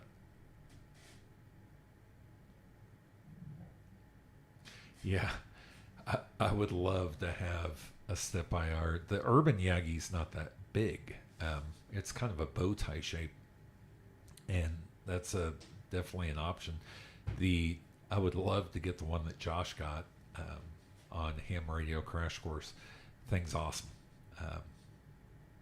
If you can have directionality, right, a directional signal that's always at 1-to-1 SWR, holy cow! I can't even imagine that. Cannot even imagine. Okay, so back to this. So with the, let's see, next thing. So I went through DSP, I went through DAX, TXs, so you can turn on or off a slice to be able to transmit. I've gone through the antennas, some switching those back. Modes are just modes, right? Upper sideband, lower sideband, DigiU, so on and so forth.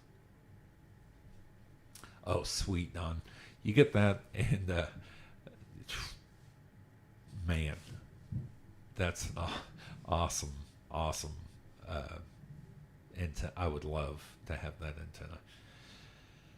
antenna. Okay, so over here, this step and this plus split. Plus split looks to me, I don't know, minus split. So plus split, minus split. To me, that is, I'm transmitting on one frequency and receiving on another, right? Here, I'm transmitting on the same frequency as I'm receiving. Here, I'm split frequency. That's the way I understand it.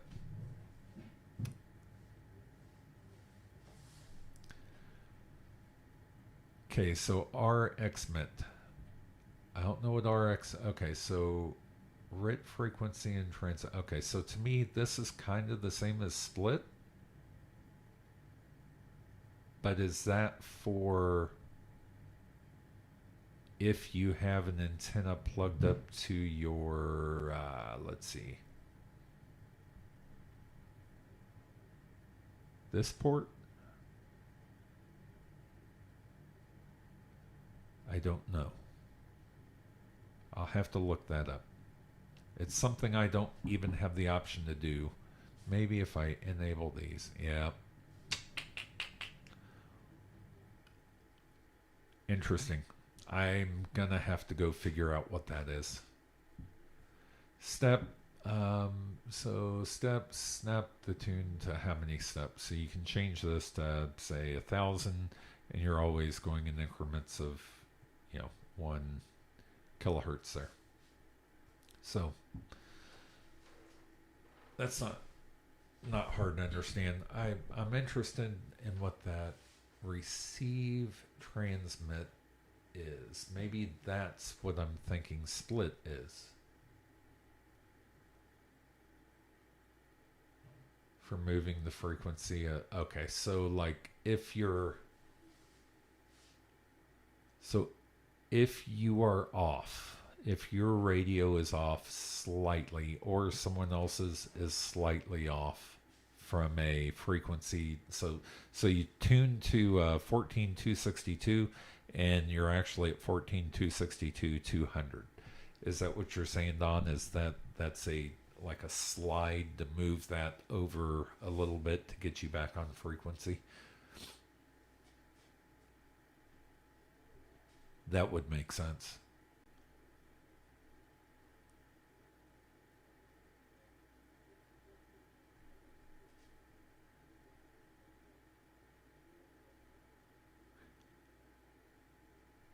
I guess I could break out the manual and read.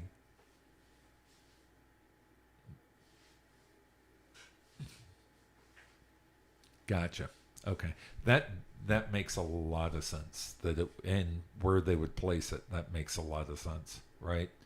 So, okay. Thank you, Don, for sure. Okay, so the other thing that I found, and this I think is pretty important, is a calibration. Tools. Was it under tools?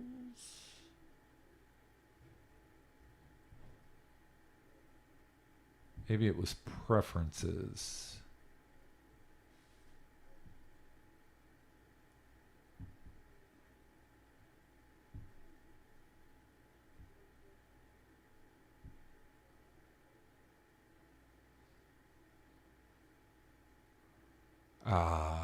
That makes sense, Don. Okay, so yeah, with split, they move together, right? That makes a lot of sense. Okay. See, I'm learning. I am learning, which is, exciting to me. For sure.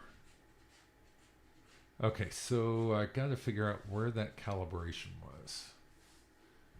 Under radio. Okay, so I do have questions on profiles. We'll definitely get back to that. So Flex 6400 settings, maybe?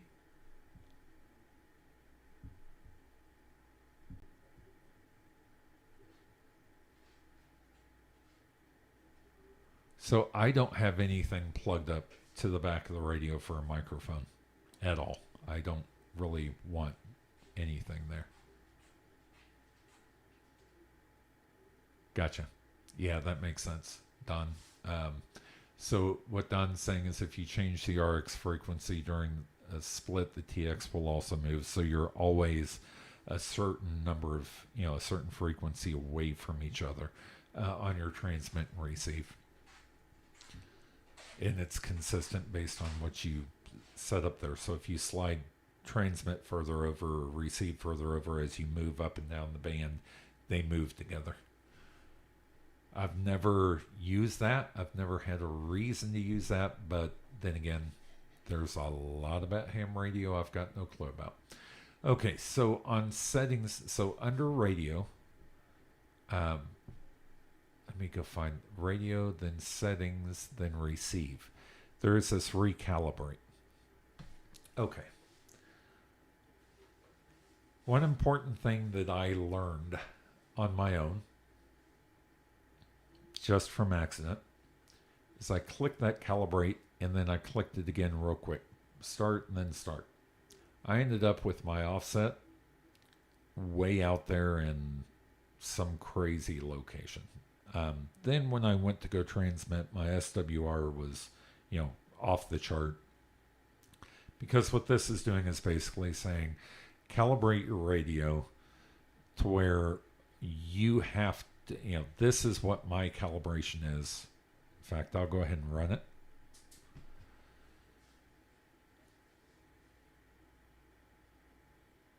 Gotcha. I haven't ever done a contest on. So during contesting, he's saying that they may want you, and that makes sense. I have heard of that, especially like Islands on the Air or something like that. IOTA. I have heard of that. DX stations, may want to keep his frequency clear so he stays on a certain frequency and ask other people to transmit on another frequency. He could also have two different antennas that are set up on two different frequencies. And I say set up, but he may be monitoring a different antenna from what or even a different radio from what he's transmitting on. Excuse me. So that makes sense, Don. Yeah, I haven't done any contesting. In fact, when I hear contests are going on, I steer clear of them simply because I don't want to mess with I don't want to interfere with them, right? I'll go listen, but I do not want to interfere with these people making contacts, and I wouldn't know how to set up the log anyway to submit that I made a contact with that person. I just haven't done the research yet on doing that. But on this, back to this, recalibrate. If you run this and then you run it again before it completes, it will skew your offset. And it will mess up your transmission. You will not be able to transmit at all because now you're way out of whack on your own calibration. I did that to myself. And funny story, it confused me when I did it to myself, so I went out and thought something happened to my antenna. So I took apart the base of my antenna to look at everything, put it all back together, tested the wires, Yeah, I need to look at N1MM. Yeah, I went and took apart my antenna, thought my cable was bad. Something happened. Something bad happened. I didn't know. So I went through everything. Voltmeter, checking continuity between things, came back in, recalibrated, and everything was fine. But I wasted 2 hours of frustration out there because I recalibrated and hit it again before it was done. Okay. Yeah, and this, Don, this software, this logging software, does have a section somewhere, maybe under preferences. Oh, there it was. Under contest. You can go put in wife's bringing in my meds, so take those. Oh no.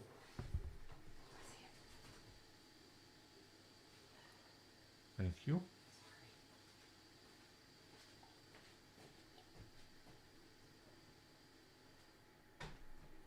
I'm sorry. Okay, so this has some contesting stuff that I have not gone in and messed with. Just to be real honest.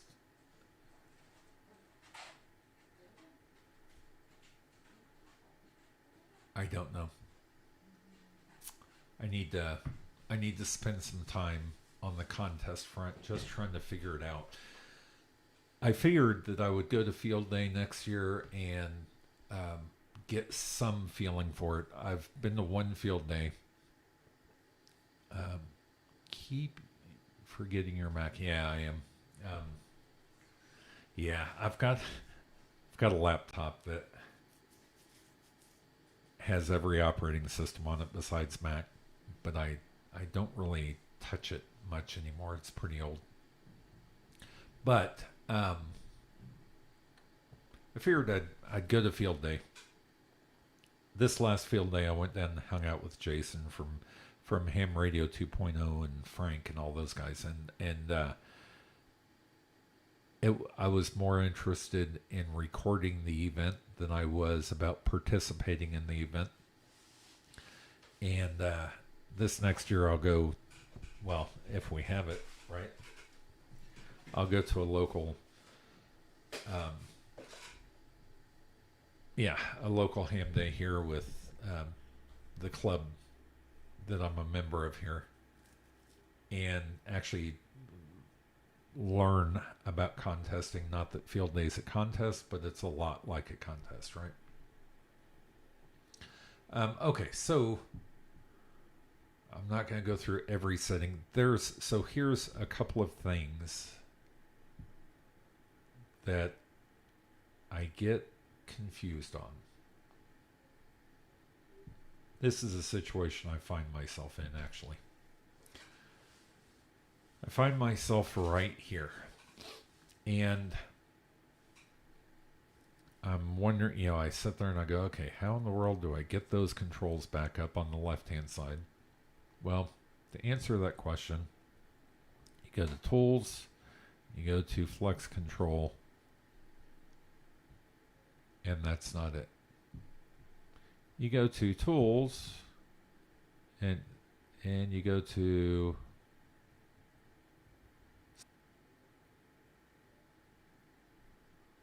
I agree. Okay, so Don, you're bringing up so many things I want to talk about, which is good. Very good. Okay. I'm going to talk about this for a second. Let me get that pulled up first again. I don't know how to get that back up. I could have sworn it was under Tools. Maybe it was Radio.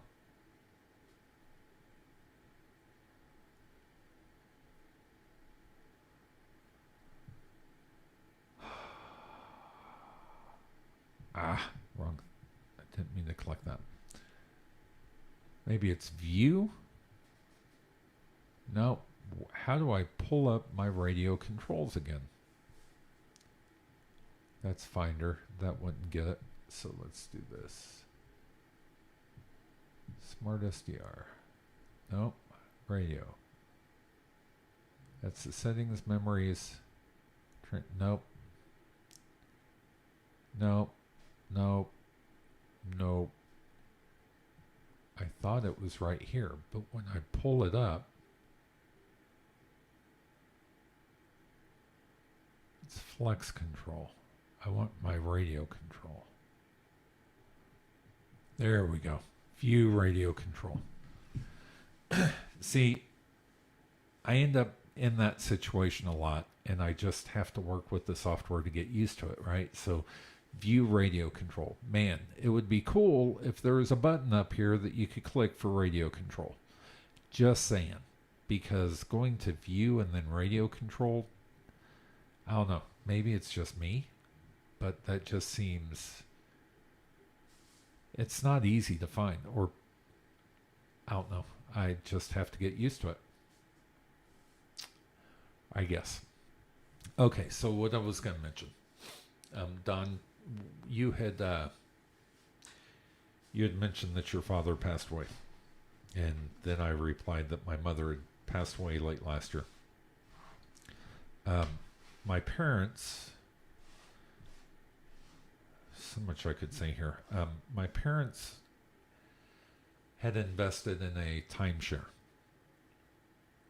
And that timeshare allowed them to go anywhere in the world, basically. There's resorts all over the world that have, hotels that you could stay at for free in these suites and so on and so forth. And I had never, I used it one time, just because I wanted my parents to enjoy their, my dad's retirement. He worked 60 years, and, I wanted him to be able to enjoy his retirement and go travel.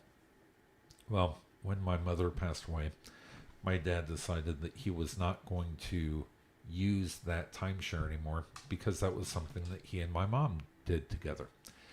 And so I am inheriting that timeshare. Well, Dad invested a lot of money in this timeshare, and my plan was for this year, one of the places that a lot of these resorts are is Orlando, Florida. So my plan this year was to go to Hamcation and get a couple of 4-bedroom suites and use that for different people, right? Use that for some of the the YouTubers bunch, if they wanted to use those rooms, and some other people. Just, it's not cheap to get to Orlando from everywhere, although this year it's much cheaper than most years. But wanted them to be able to hang out together, do a YouTubers bunch thing from a hotel room. So unfortunately, fortunately, we didn't schedule anything yet, right? That's the fortunate part. COVID is killing all of it, because Hamcation's not going to happen this year. So, the good news is nothing was promised, nothing was delivered, nothing, whatever. We just, I just spoke to Jason. Jason reached out to some others about it.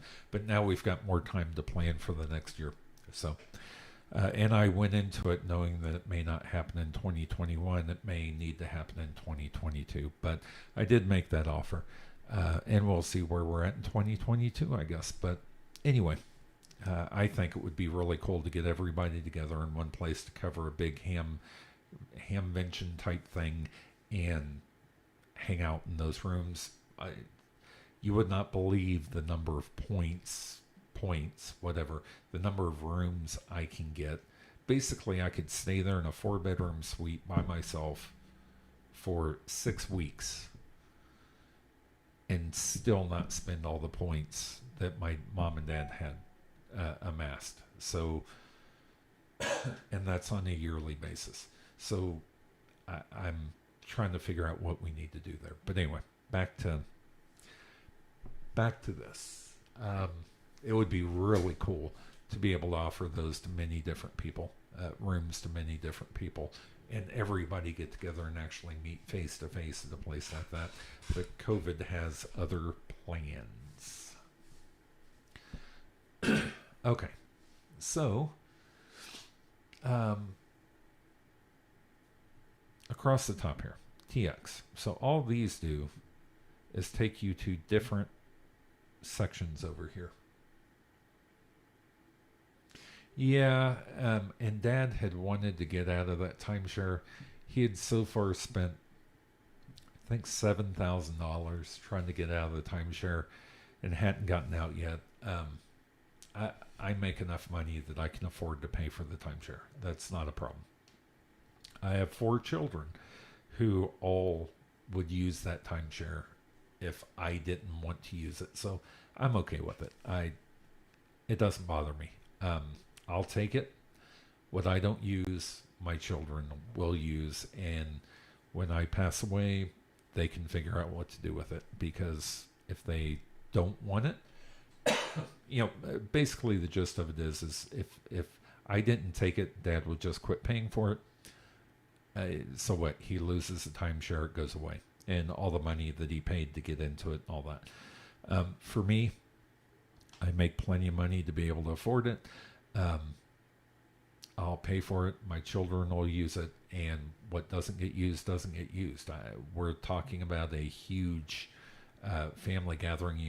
The kids have all moved off to different places. And it will allow us to get together one time a year, maybe in November or whatever, to get back together in order to, just have a family get together in some place. Maybe, if it's cold, we go north. If it's hot, we go south. Or if it's, let's say that again. If it's cold, we go south. If it's hot, we go north, type of a thing, and spend a week together as a family once a year, and be able to do that no matter how large the family grows.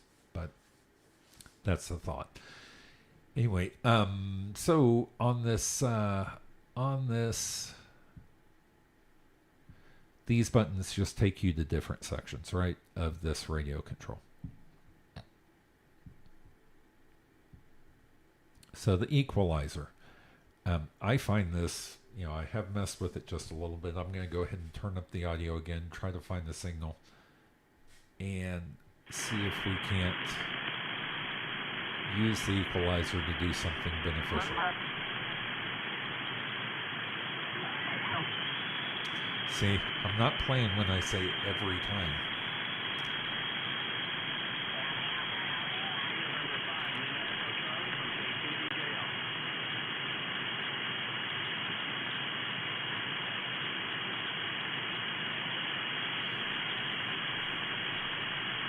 Yeah, please don't take that I can afford it as me bragging or anything. I do not.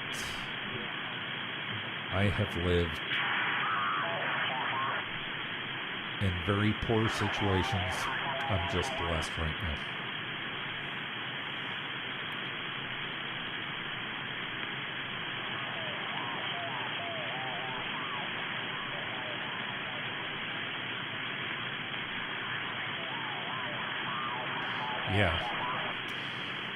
Yeah, my dad and I have had conversations about that particular topic, Don. He has paid down all of his debt. He only pays for things with cash now, which I'm very grateful for.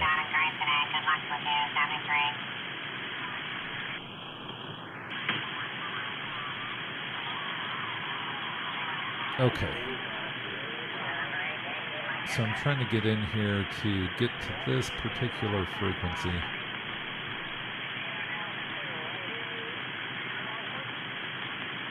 It's very far down in the noise. Let me try to turn on an amp real quick and see if we can pull that out of the noise.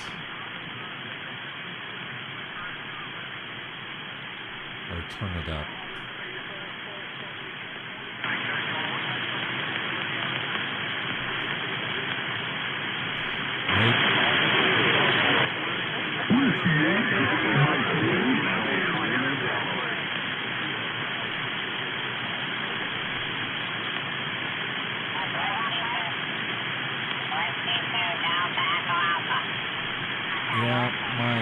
My mother,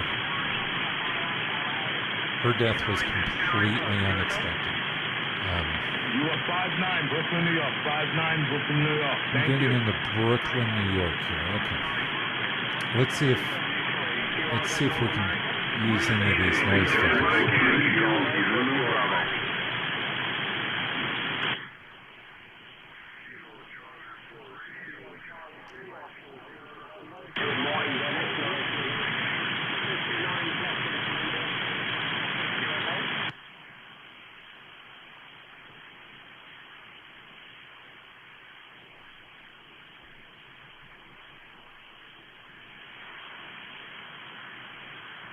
All right.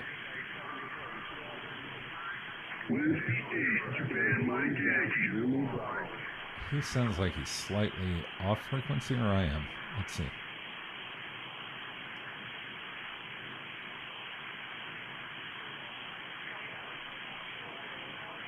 Okay, so what we're going to do is mess with these over here on the receive side.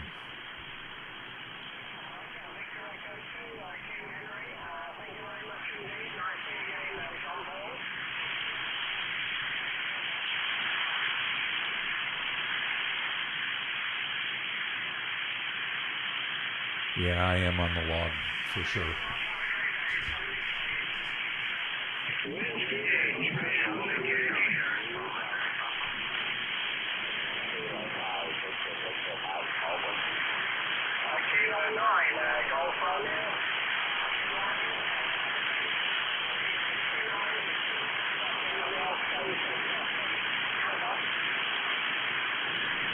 Yeah, it sounds like the band's getting noisy. Alpha 3, Alpha Victor Hotel.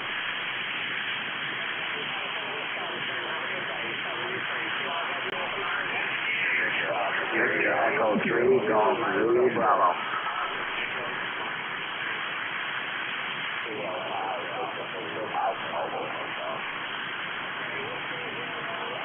So what I'm trying to do here is basically make...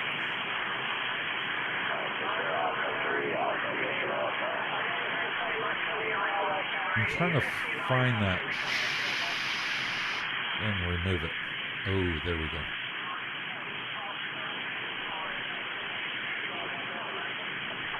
Victor Echo 3, Golf Zulu Bravo. Whiskey 8, Japan Mike Yankee.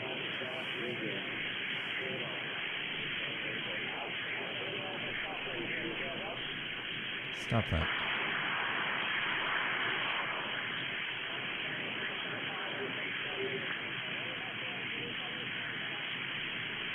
Victor Alpha 3, Alpha Victor Hotel.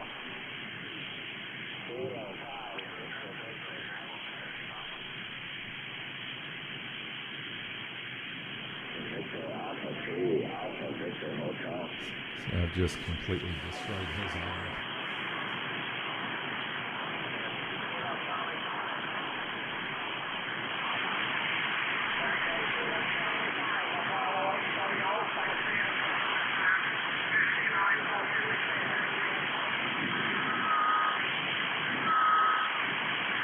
And you got somebody whistling.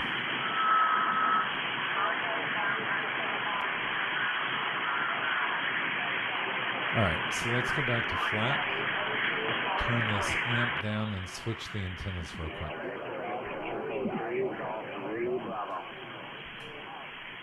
Get that out of there. Switch to antenna 1. Turn on this wide noise blanker. See how this... You can barely hear any of the stations now, right? And there is a beep. So let's go see if we can get rid of some of that. Man. I guess I should use a...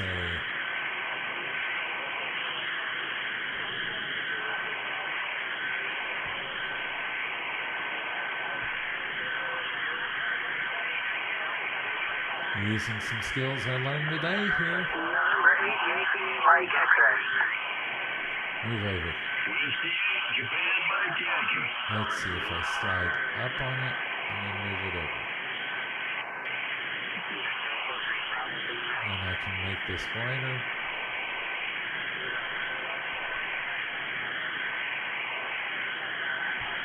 Let's do deep, full deep.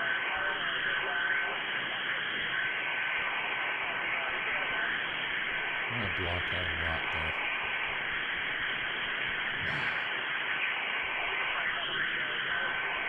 Well, I'm not quite getting it, it looks like. Oh, that's better. There's a ringing in there.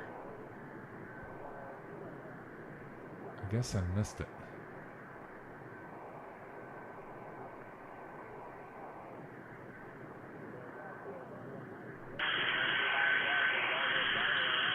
I'm around the edge of it. I should probably zoom in. Let's quit trying to do that way out there. Break out the magnifying glass here.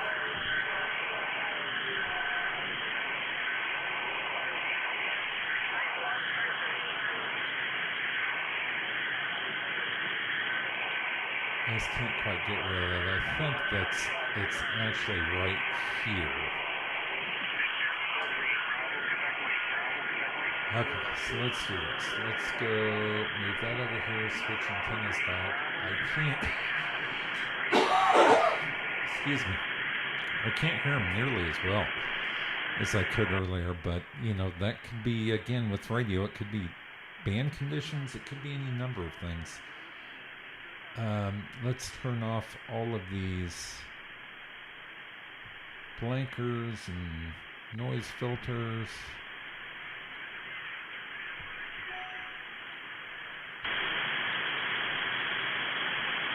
And turn back up the amplifier.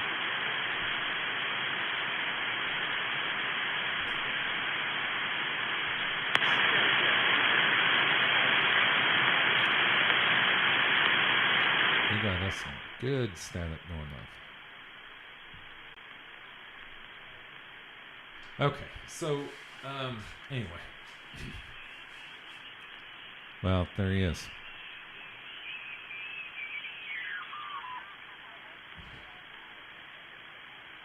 Interesting. I don't know. Okay. This is the problem that I have with saying whether or not the log on the ground is better antenna or not. It just trying to find something to prove it is where the problem is.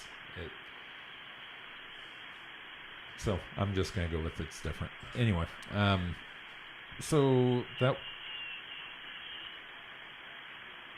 let's try to find somebody else.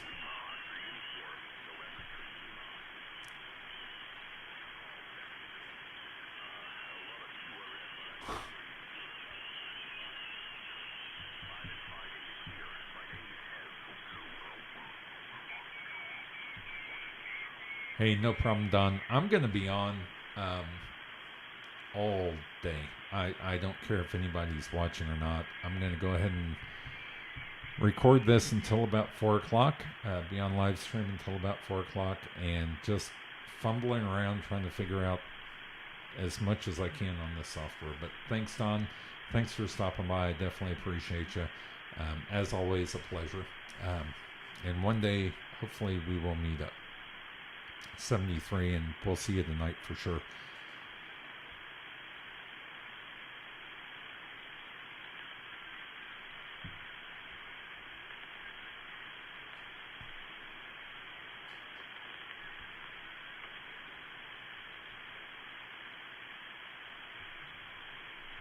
I just did that. All right, sounds good, Don. All right, so this is where I am at now. I'll keep talking in case somebody pops in and I don't see them do that. I'll keep talking for sure. All right, so I just accidentally set the bandwidth to nothing, so not always what you want to do. Cool. Thanks, Don. All right. So that was, let's see. So we went through these. Let's mic. So my microphone right now is just set to my Mac. Whatever my Mac has the default, that's the microphone that's going to use if I transmit. Okay. Processor. So whether or not the voice processor is turned on or not.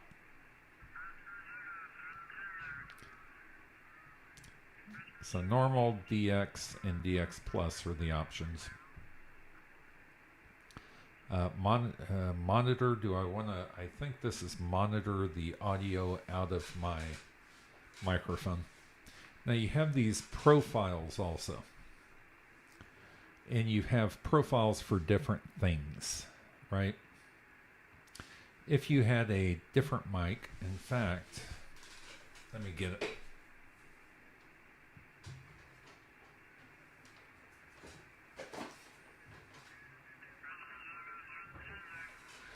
So this is the microphone.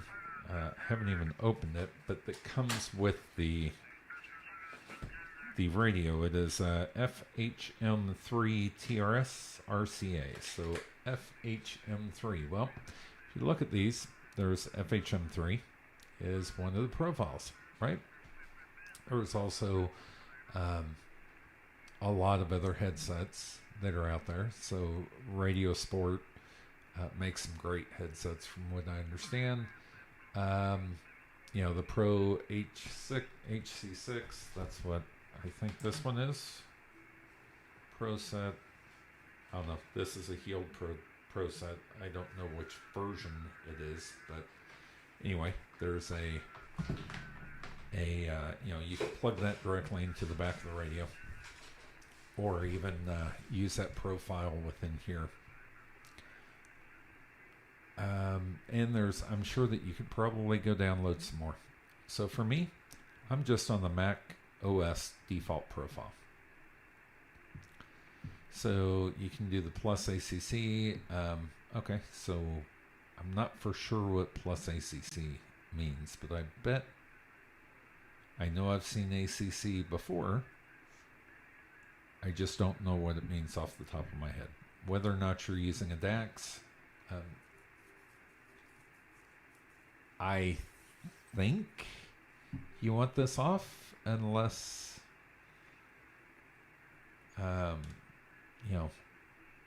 you're passing a separate audio stream in from somewhere. I don't know. I have to go look that up. All right. AM carrier. Well, let's get back to... I'm going to turn this audio down. It's going in the background a little bit. Okay, so AM carrier Vox. So this is whether or not you want to turn on Vox, what the carrier is going to be, right? Which is basically how much you're pumping out of your microphone. If there's a delay for Vox, I don't know what DEXP is. Right now I've got all this turned off because I had that DAX turned off. If I wanted to talk, I could say turn on Vox right there and be able to use Vox. I really want to get a foot switch. I actually have a foot switch. I just haven't figured out how to get it hooked up yet. So I've got the healed foot switch somewhere. Heil, I don't know, heel foot switch that I got with these headphones, and my plan was to get it all tied together. I had planned on getting a 7300 and doing that, but then I thought, okay, I'll use this microphone. I've got a couple of those. Might as well use this microphone instead. And then I went out and started looking at what it was going to take to get this microphone hooked up to a 7300, and it was not going to be as simple as I thought it should be, especially for an SDR based radio. With this, with SmartSDR, you just plug it in like you would any other microphone and you use it, right? So all good. All right, so let's see. DEXP, I'm not for sure what DEXP stands for. I'll have to look that up. Low cut and high cut. I think this is where it's going to actually cut off the range of the microphone. So your low cut filter and high cut filter for audio, I think. I could be wrong. I don't know. Need to go do some reading.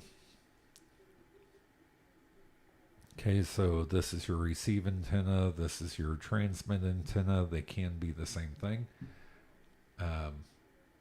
This is your slice. So a slice is the section of the band that you're currently talking on based on the width of the filter that you are using. So right here is the section of the band that I'm on. The width of the filter I could change.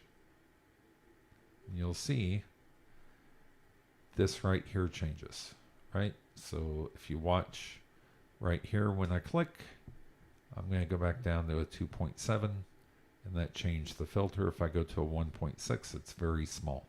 That would be maybe a Morse code type signal, CW type signal. All right. I am in upper sideband. This slice is set up to transmit. It's currently at this frequency. I can change the frequency here. So just keying it in. Here's the output of the audio. So this is the overall output. And here's the output of the audio from that slice. So you can turn up one slice to be much louder than another slice without affecting the output of the audio, right? So without turning down the overall audio on the SmartSDR software. You can lock things in place so that this stuff can't be changed. Well, that's what I would think, but I don't know. I don't know what that lock does.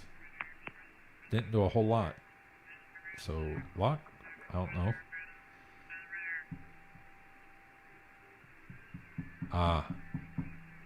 It sets it to where you can't change that frequency. Let's see if I can turn on or off other filters that are a part of that.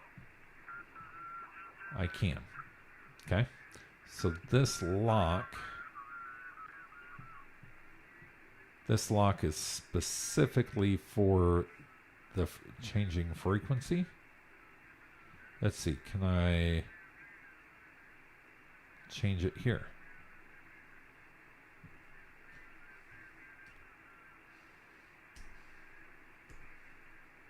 No. Oops. Okay, so that locks you into that particular frequency. Can you change the antenna that you're using? Yes. All right, so that is a from what I can tell, that's just a frequency lock. What's medium here? Medium. So is this the automatic gain control? I think that this is in the automatic gain control.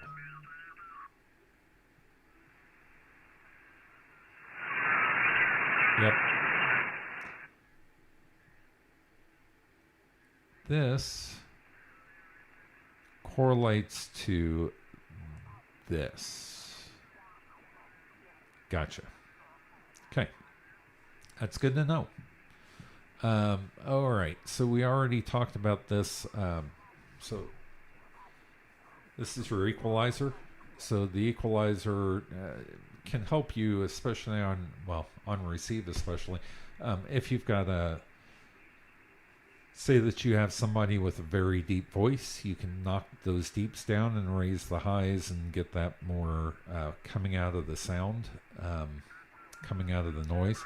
If you go back to, let's see, transmit, you can also change your transmission, your transmit equalizer. It's very easy to set it back to flat. Click flat and enable or disable. Easy enough.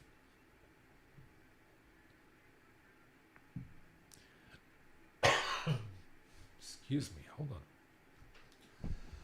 on. Wow.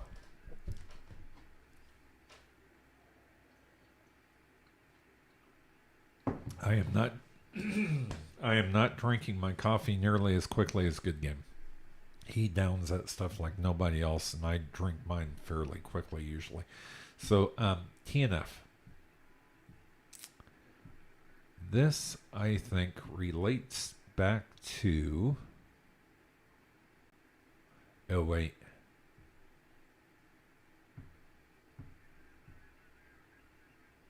Oh. So, TNF. I know in the comments I'm going to get, you should read the manual. I get that. I completely understand it. I'm a software guy. I wrote software for a long time, and I'm just going through to see if I can figure this stuff out. I will read the manual. It's printed off back here, but to me, the sign of good software, and I'm not saying that this isn't good software, so please do not take it wrong. The sign of good software is not having to ask questions of a manual, right? Something right here, just if I double click on this button, it should pop up a description of what that is. Just saying. It really should. Okay, so TNF. I've got plus TNF here. What does it do? Nothing.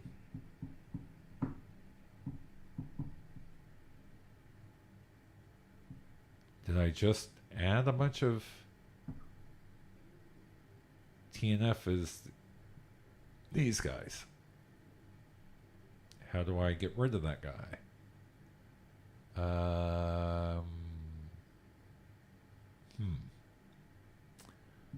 What if I don't want that TNF anymore? Can I turn it off? Okay, so let's see how this works. Let's go try to block this big signal out called, I think that's probably FT8. Or maybe that, nope, I think that's probably FT8. Let's get over here. Not saying I want to block FT8 out forever, but let's zoom in. Hey, if anyone has any comments, feel free to post them. I'm just playing today. Just playing some radio. Seeing what I can figure out with this software, get comfortable with it. Man, how come I've got so many of the... Oh, because I hit that about 27 times. Oops. Okay. How do I clear those?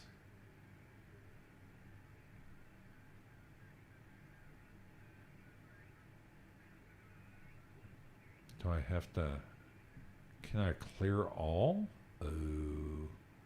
Can I select multiple? Okay, so if I select it, I can then delete it. You don't want to accidentally keep clicking that plus TNF button over there. When somebody watches this back at some point in time, they're going to laugh. Man, he just created 27 TNFs and the noise filters in the exact same spot. Is there a way to delete all of them?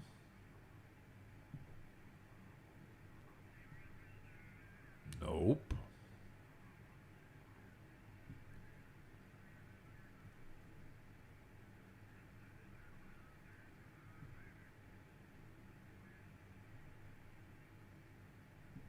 that's not.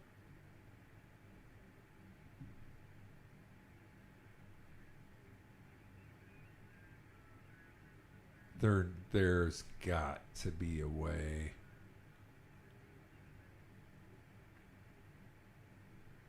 Holy moly.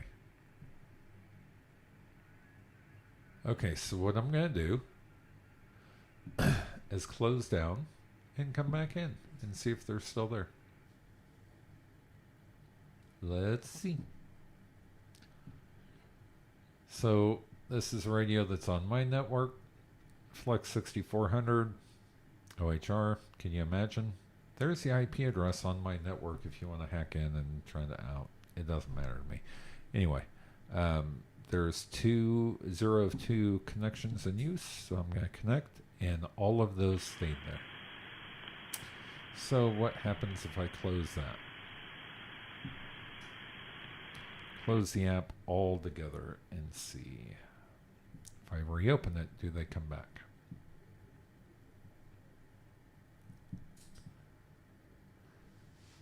Ugh. They do.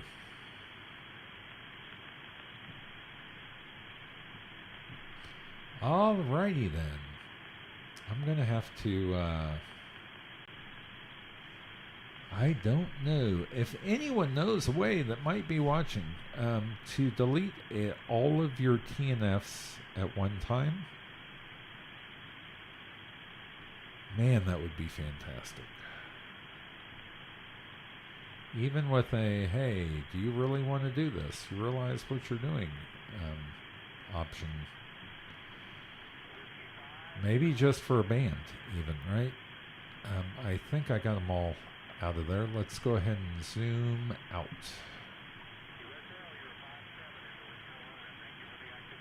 Okay, so I want to create a TNF over here. What was I going to do? I can't remember. So let's go. That's good. I can't remember what I was going to do. Oh, it was down here with these TNFs. That's what it was. So if I turn TNF on and off, I can do that here. Let's go ahead and create a TNF that's very large. And just make absolutely sure. Aha. So it's globally turned off by this.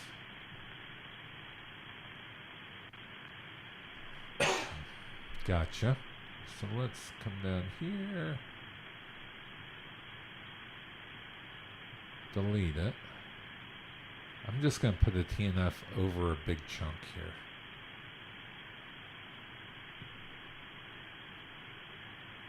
Create TNF.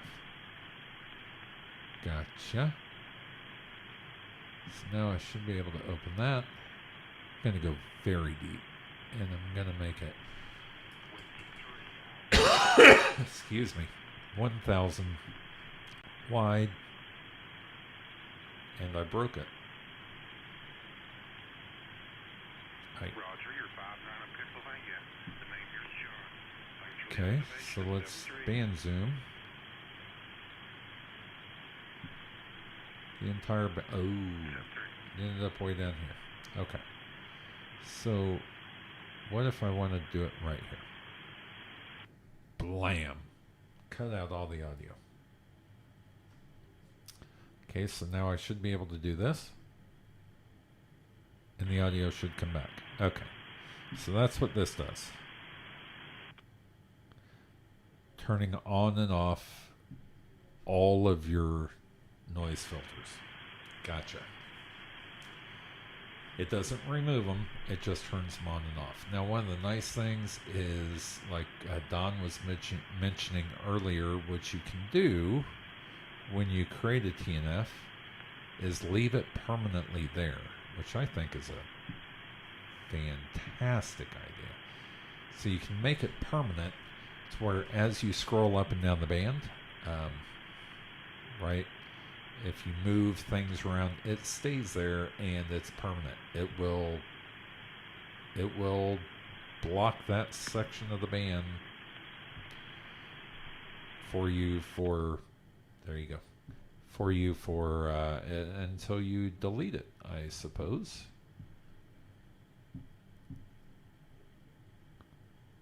Yeah, that's, I mean, that's awesome. So you get somebody whistling into a microphone, you can go block them pretty easily. Now, if they're right on top of the frequency that you're on, you call Callum and let him go take care of the issue. Just kidding. Okay, so that's TNF. I don't know what FDX is. FDX? Let's see if we can find out what some of these answers are.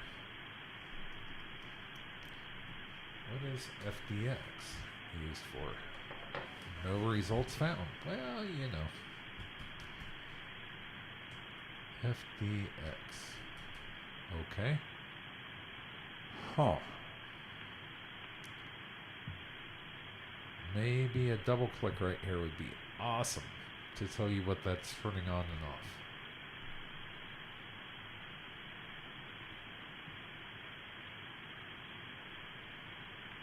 FDX.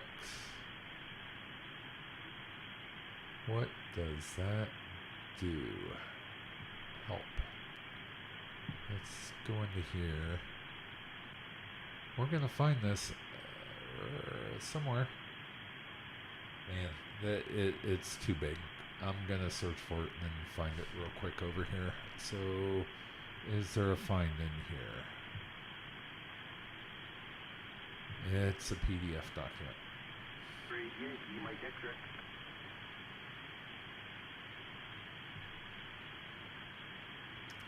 There's TNF. I cannot see chat right now. Not that anybody's chatting, but I cannot see it right now. So forgive me if you're screaming at me that this is what it is.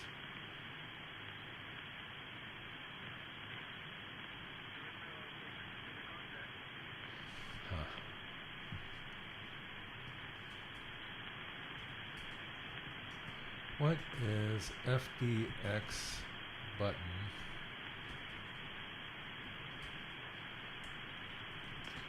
on SmartSDR software? I assume that the Windows... Okay, using FDX to set up your TX audio. Full duplex. What steps do I need to allow full duplex? Gotcha. Okay, let me go back over here.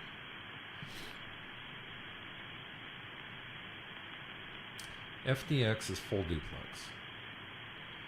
So, what that means is, are you allowing yourself to hear as you're transmitting? Full duplex is two-way communication, right? In and out at the same time. Most radio that we use is not full duplex. It's single duplex. It's you transmit or receive. If you have a receive antenna, it's possible to do full duplex. It's possible to have your transmit go out and your receive come back. Now, you can't do that, I don't believe, with a single antenna. The problem is you can overload your other antenna.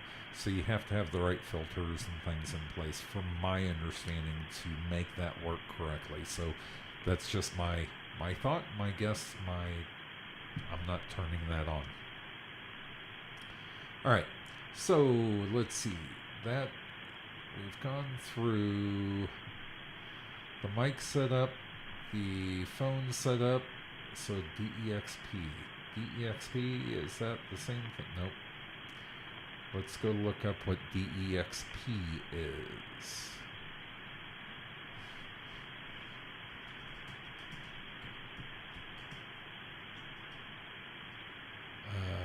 This is called SmartSDR software.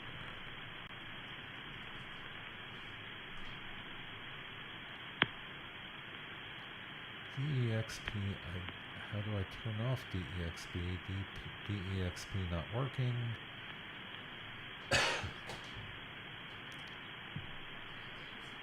Sure. Okay. Okay. That scares me. Just all good. No, that's not what I'm saying at all. It's just when your kids want to come over for dinner. Invited him. Gotcha. Okay. I invited him. Didn't know if they had something to tell us. So. Yeah, I invited him. Because we hadn't seen him in a while. Yep. But Yep. they had some stuff to pick up, and I said, why don't y'all just come over for dinner? I made stuff out for weekends. And she said, we'll be there. Gotcha. Okay, so this guy bought a Yeti X. Use SmartSDR software on my Mac. By the way, it works better on the PC version 2. This works on the PC version 2. What's nice about only this Yeti mic is what works with Blue Voice. Holy cow, I can't even put together the words that this guy's trying to say.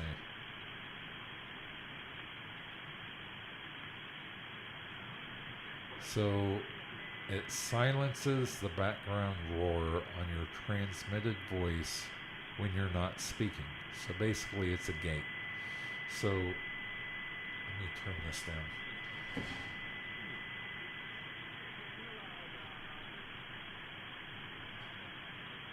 Easiest just to do this. Okay, so what he's saying is that DEXP is a gate. Okay, that makes sense that it's on the microphone section. What a gate does is if the volume is not above a certain threshold, then it closes. Volume is above a certain threshold, then it opens. So I don't know if these low cut and high cut, if this has to do with this DEXP. Normally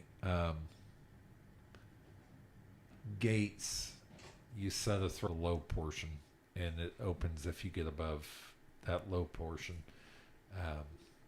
So that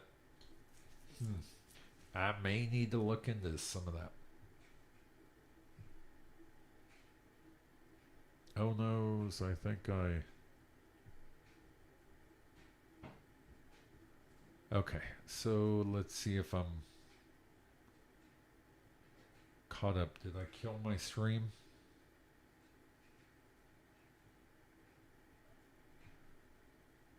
No, my stream's still live. Okay. I thought I killed my stream there for a minute. All right, so DEXP, that's what that is. Let's see. Let's go across the top. Well, actually, let's go down here. So on this arrow right here, plus RX we already talked about. So by clicking, basically you're adding your split that we had discussed earlier. It's fairly easy to do. But now I want to get out of it. Oh, I just close it.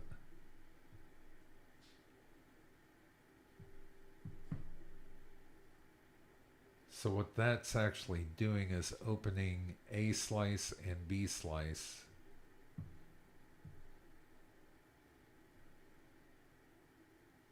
Gotcha. So how do I get rid of a slice? I close it. Okay, so how do I turn off split?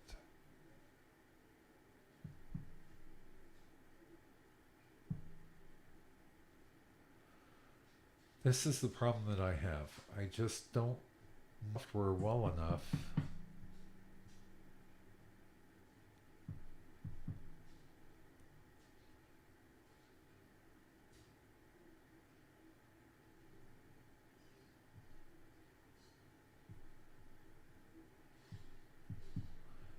It's really strange right there. So where was split? I thought it was up there. But now it seems like I'm stuck in this split thing.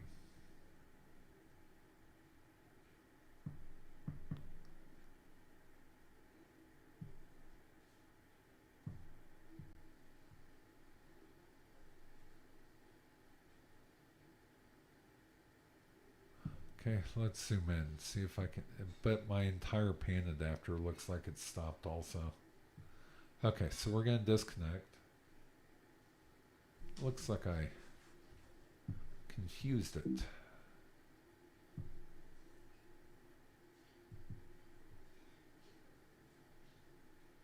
I'm going to tell it to disconnect from my Mac. Then we're going to,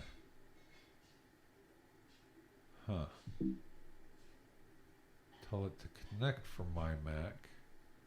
I want it to disconnect from my Mac. I'm confused here. You know what I'm going to do? I think the Flex Radio is in a state of confusion. Connect. Should have two connections now. But I can't connect. Okay. So I'm going to turn off the Flex Radio real quick. First time that's ever happened to me.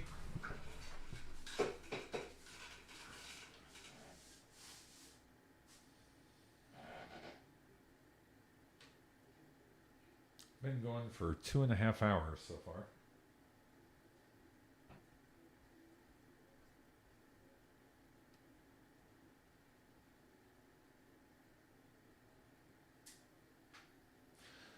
All right, and bring it back up.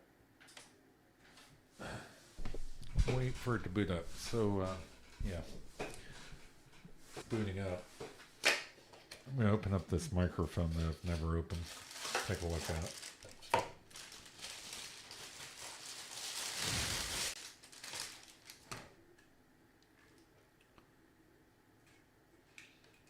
Reminds me a lot of a Yaesu mic. Does have two plugins. One looks like it goes to the ACC port. The other goes to the mic port. It's got 3 buttons on the front: down, up, and FST. Don't know. Not something I plan on using, but I will keep it just in case. So let's see. Open back up the SDR software. Hey, 0 of 2 in use. And that split's still there. So let me see if I can turn. How do I turn off the split?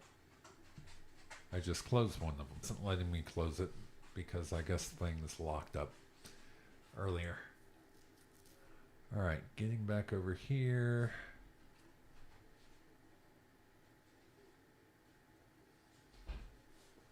My coffee is cold. Okay.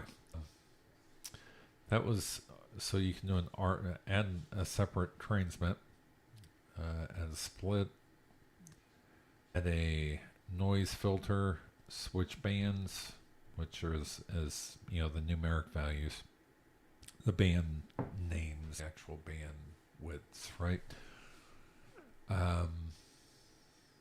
Yeah, easy enough. That's your band widths, so you can go to the maximum, the entire band or the current segment, and then these are your band widths also. You can go to minimum also. I got some food coming in. Thank you. Yeah. All right. So, find a place to put my food. All right. All right. So we got those are just different bandwidths, right? How much are you going to see going across there, right? Across your waterfall and all that good stuff. Okay, so you can add memory names. This is kind of a cool feature. Makes sense in software that you could do this pretty easily.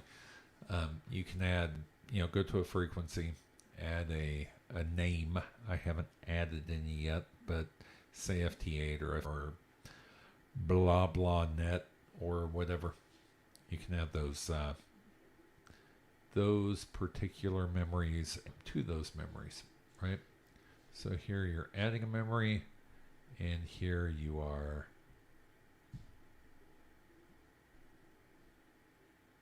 so let's add this memory real quick. Let's call this nothing. So I added a memory of nothing. And when I'm over it, now it says, hey, nothing is here, right? So if I come in here, tools, is there a memory, something here? No. View memories? No. Window, shouldn't have any there. Edit memories, find, no. Radio memories, there's, okay. So now it's, okay. So if it were me, and I know everything about software design or whatever, but it seems to me like if you were in memories and you or right mouse, you've obviously got room to do that in the code because right mouse click's not being used by anything. Or what if we right mouse click here? What if we mouse click it? Maybe it takes you into that, or maybe right mouse click this button.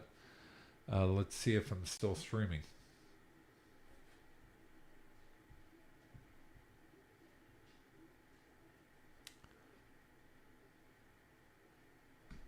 Looks like I'm chopping in and out, possibly. Maybe not. Okay. So I still show I'm streaming at 30 frames per second. Per second's, roughly 2,000, roughly. So, yeah, I do show that I'm dropping frames though. 5% dropped frames. That's not good.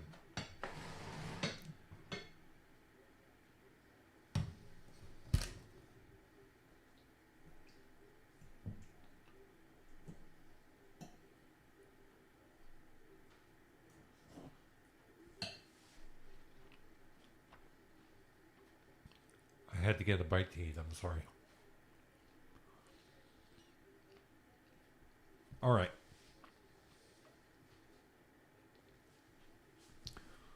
Log.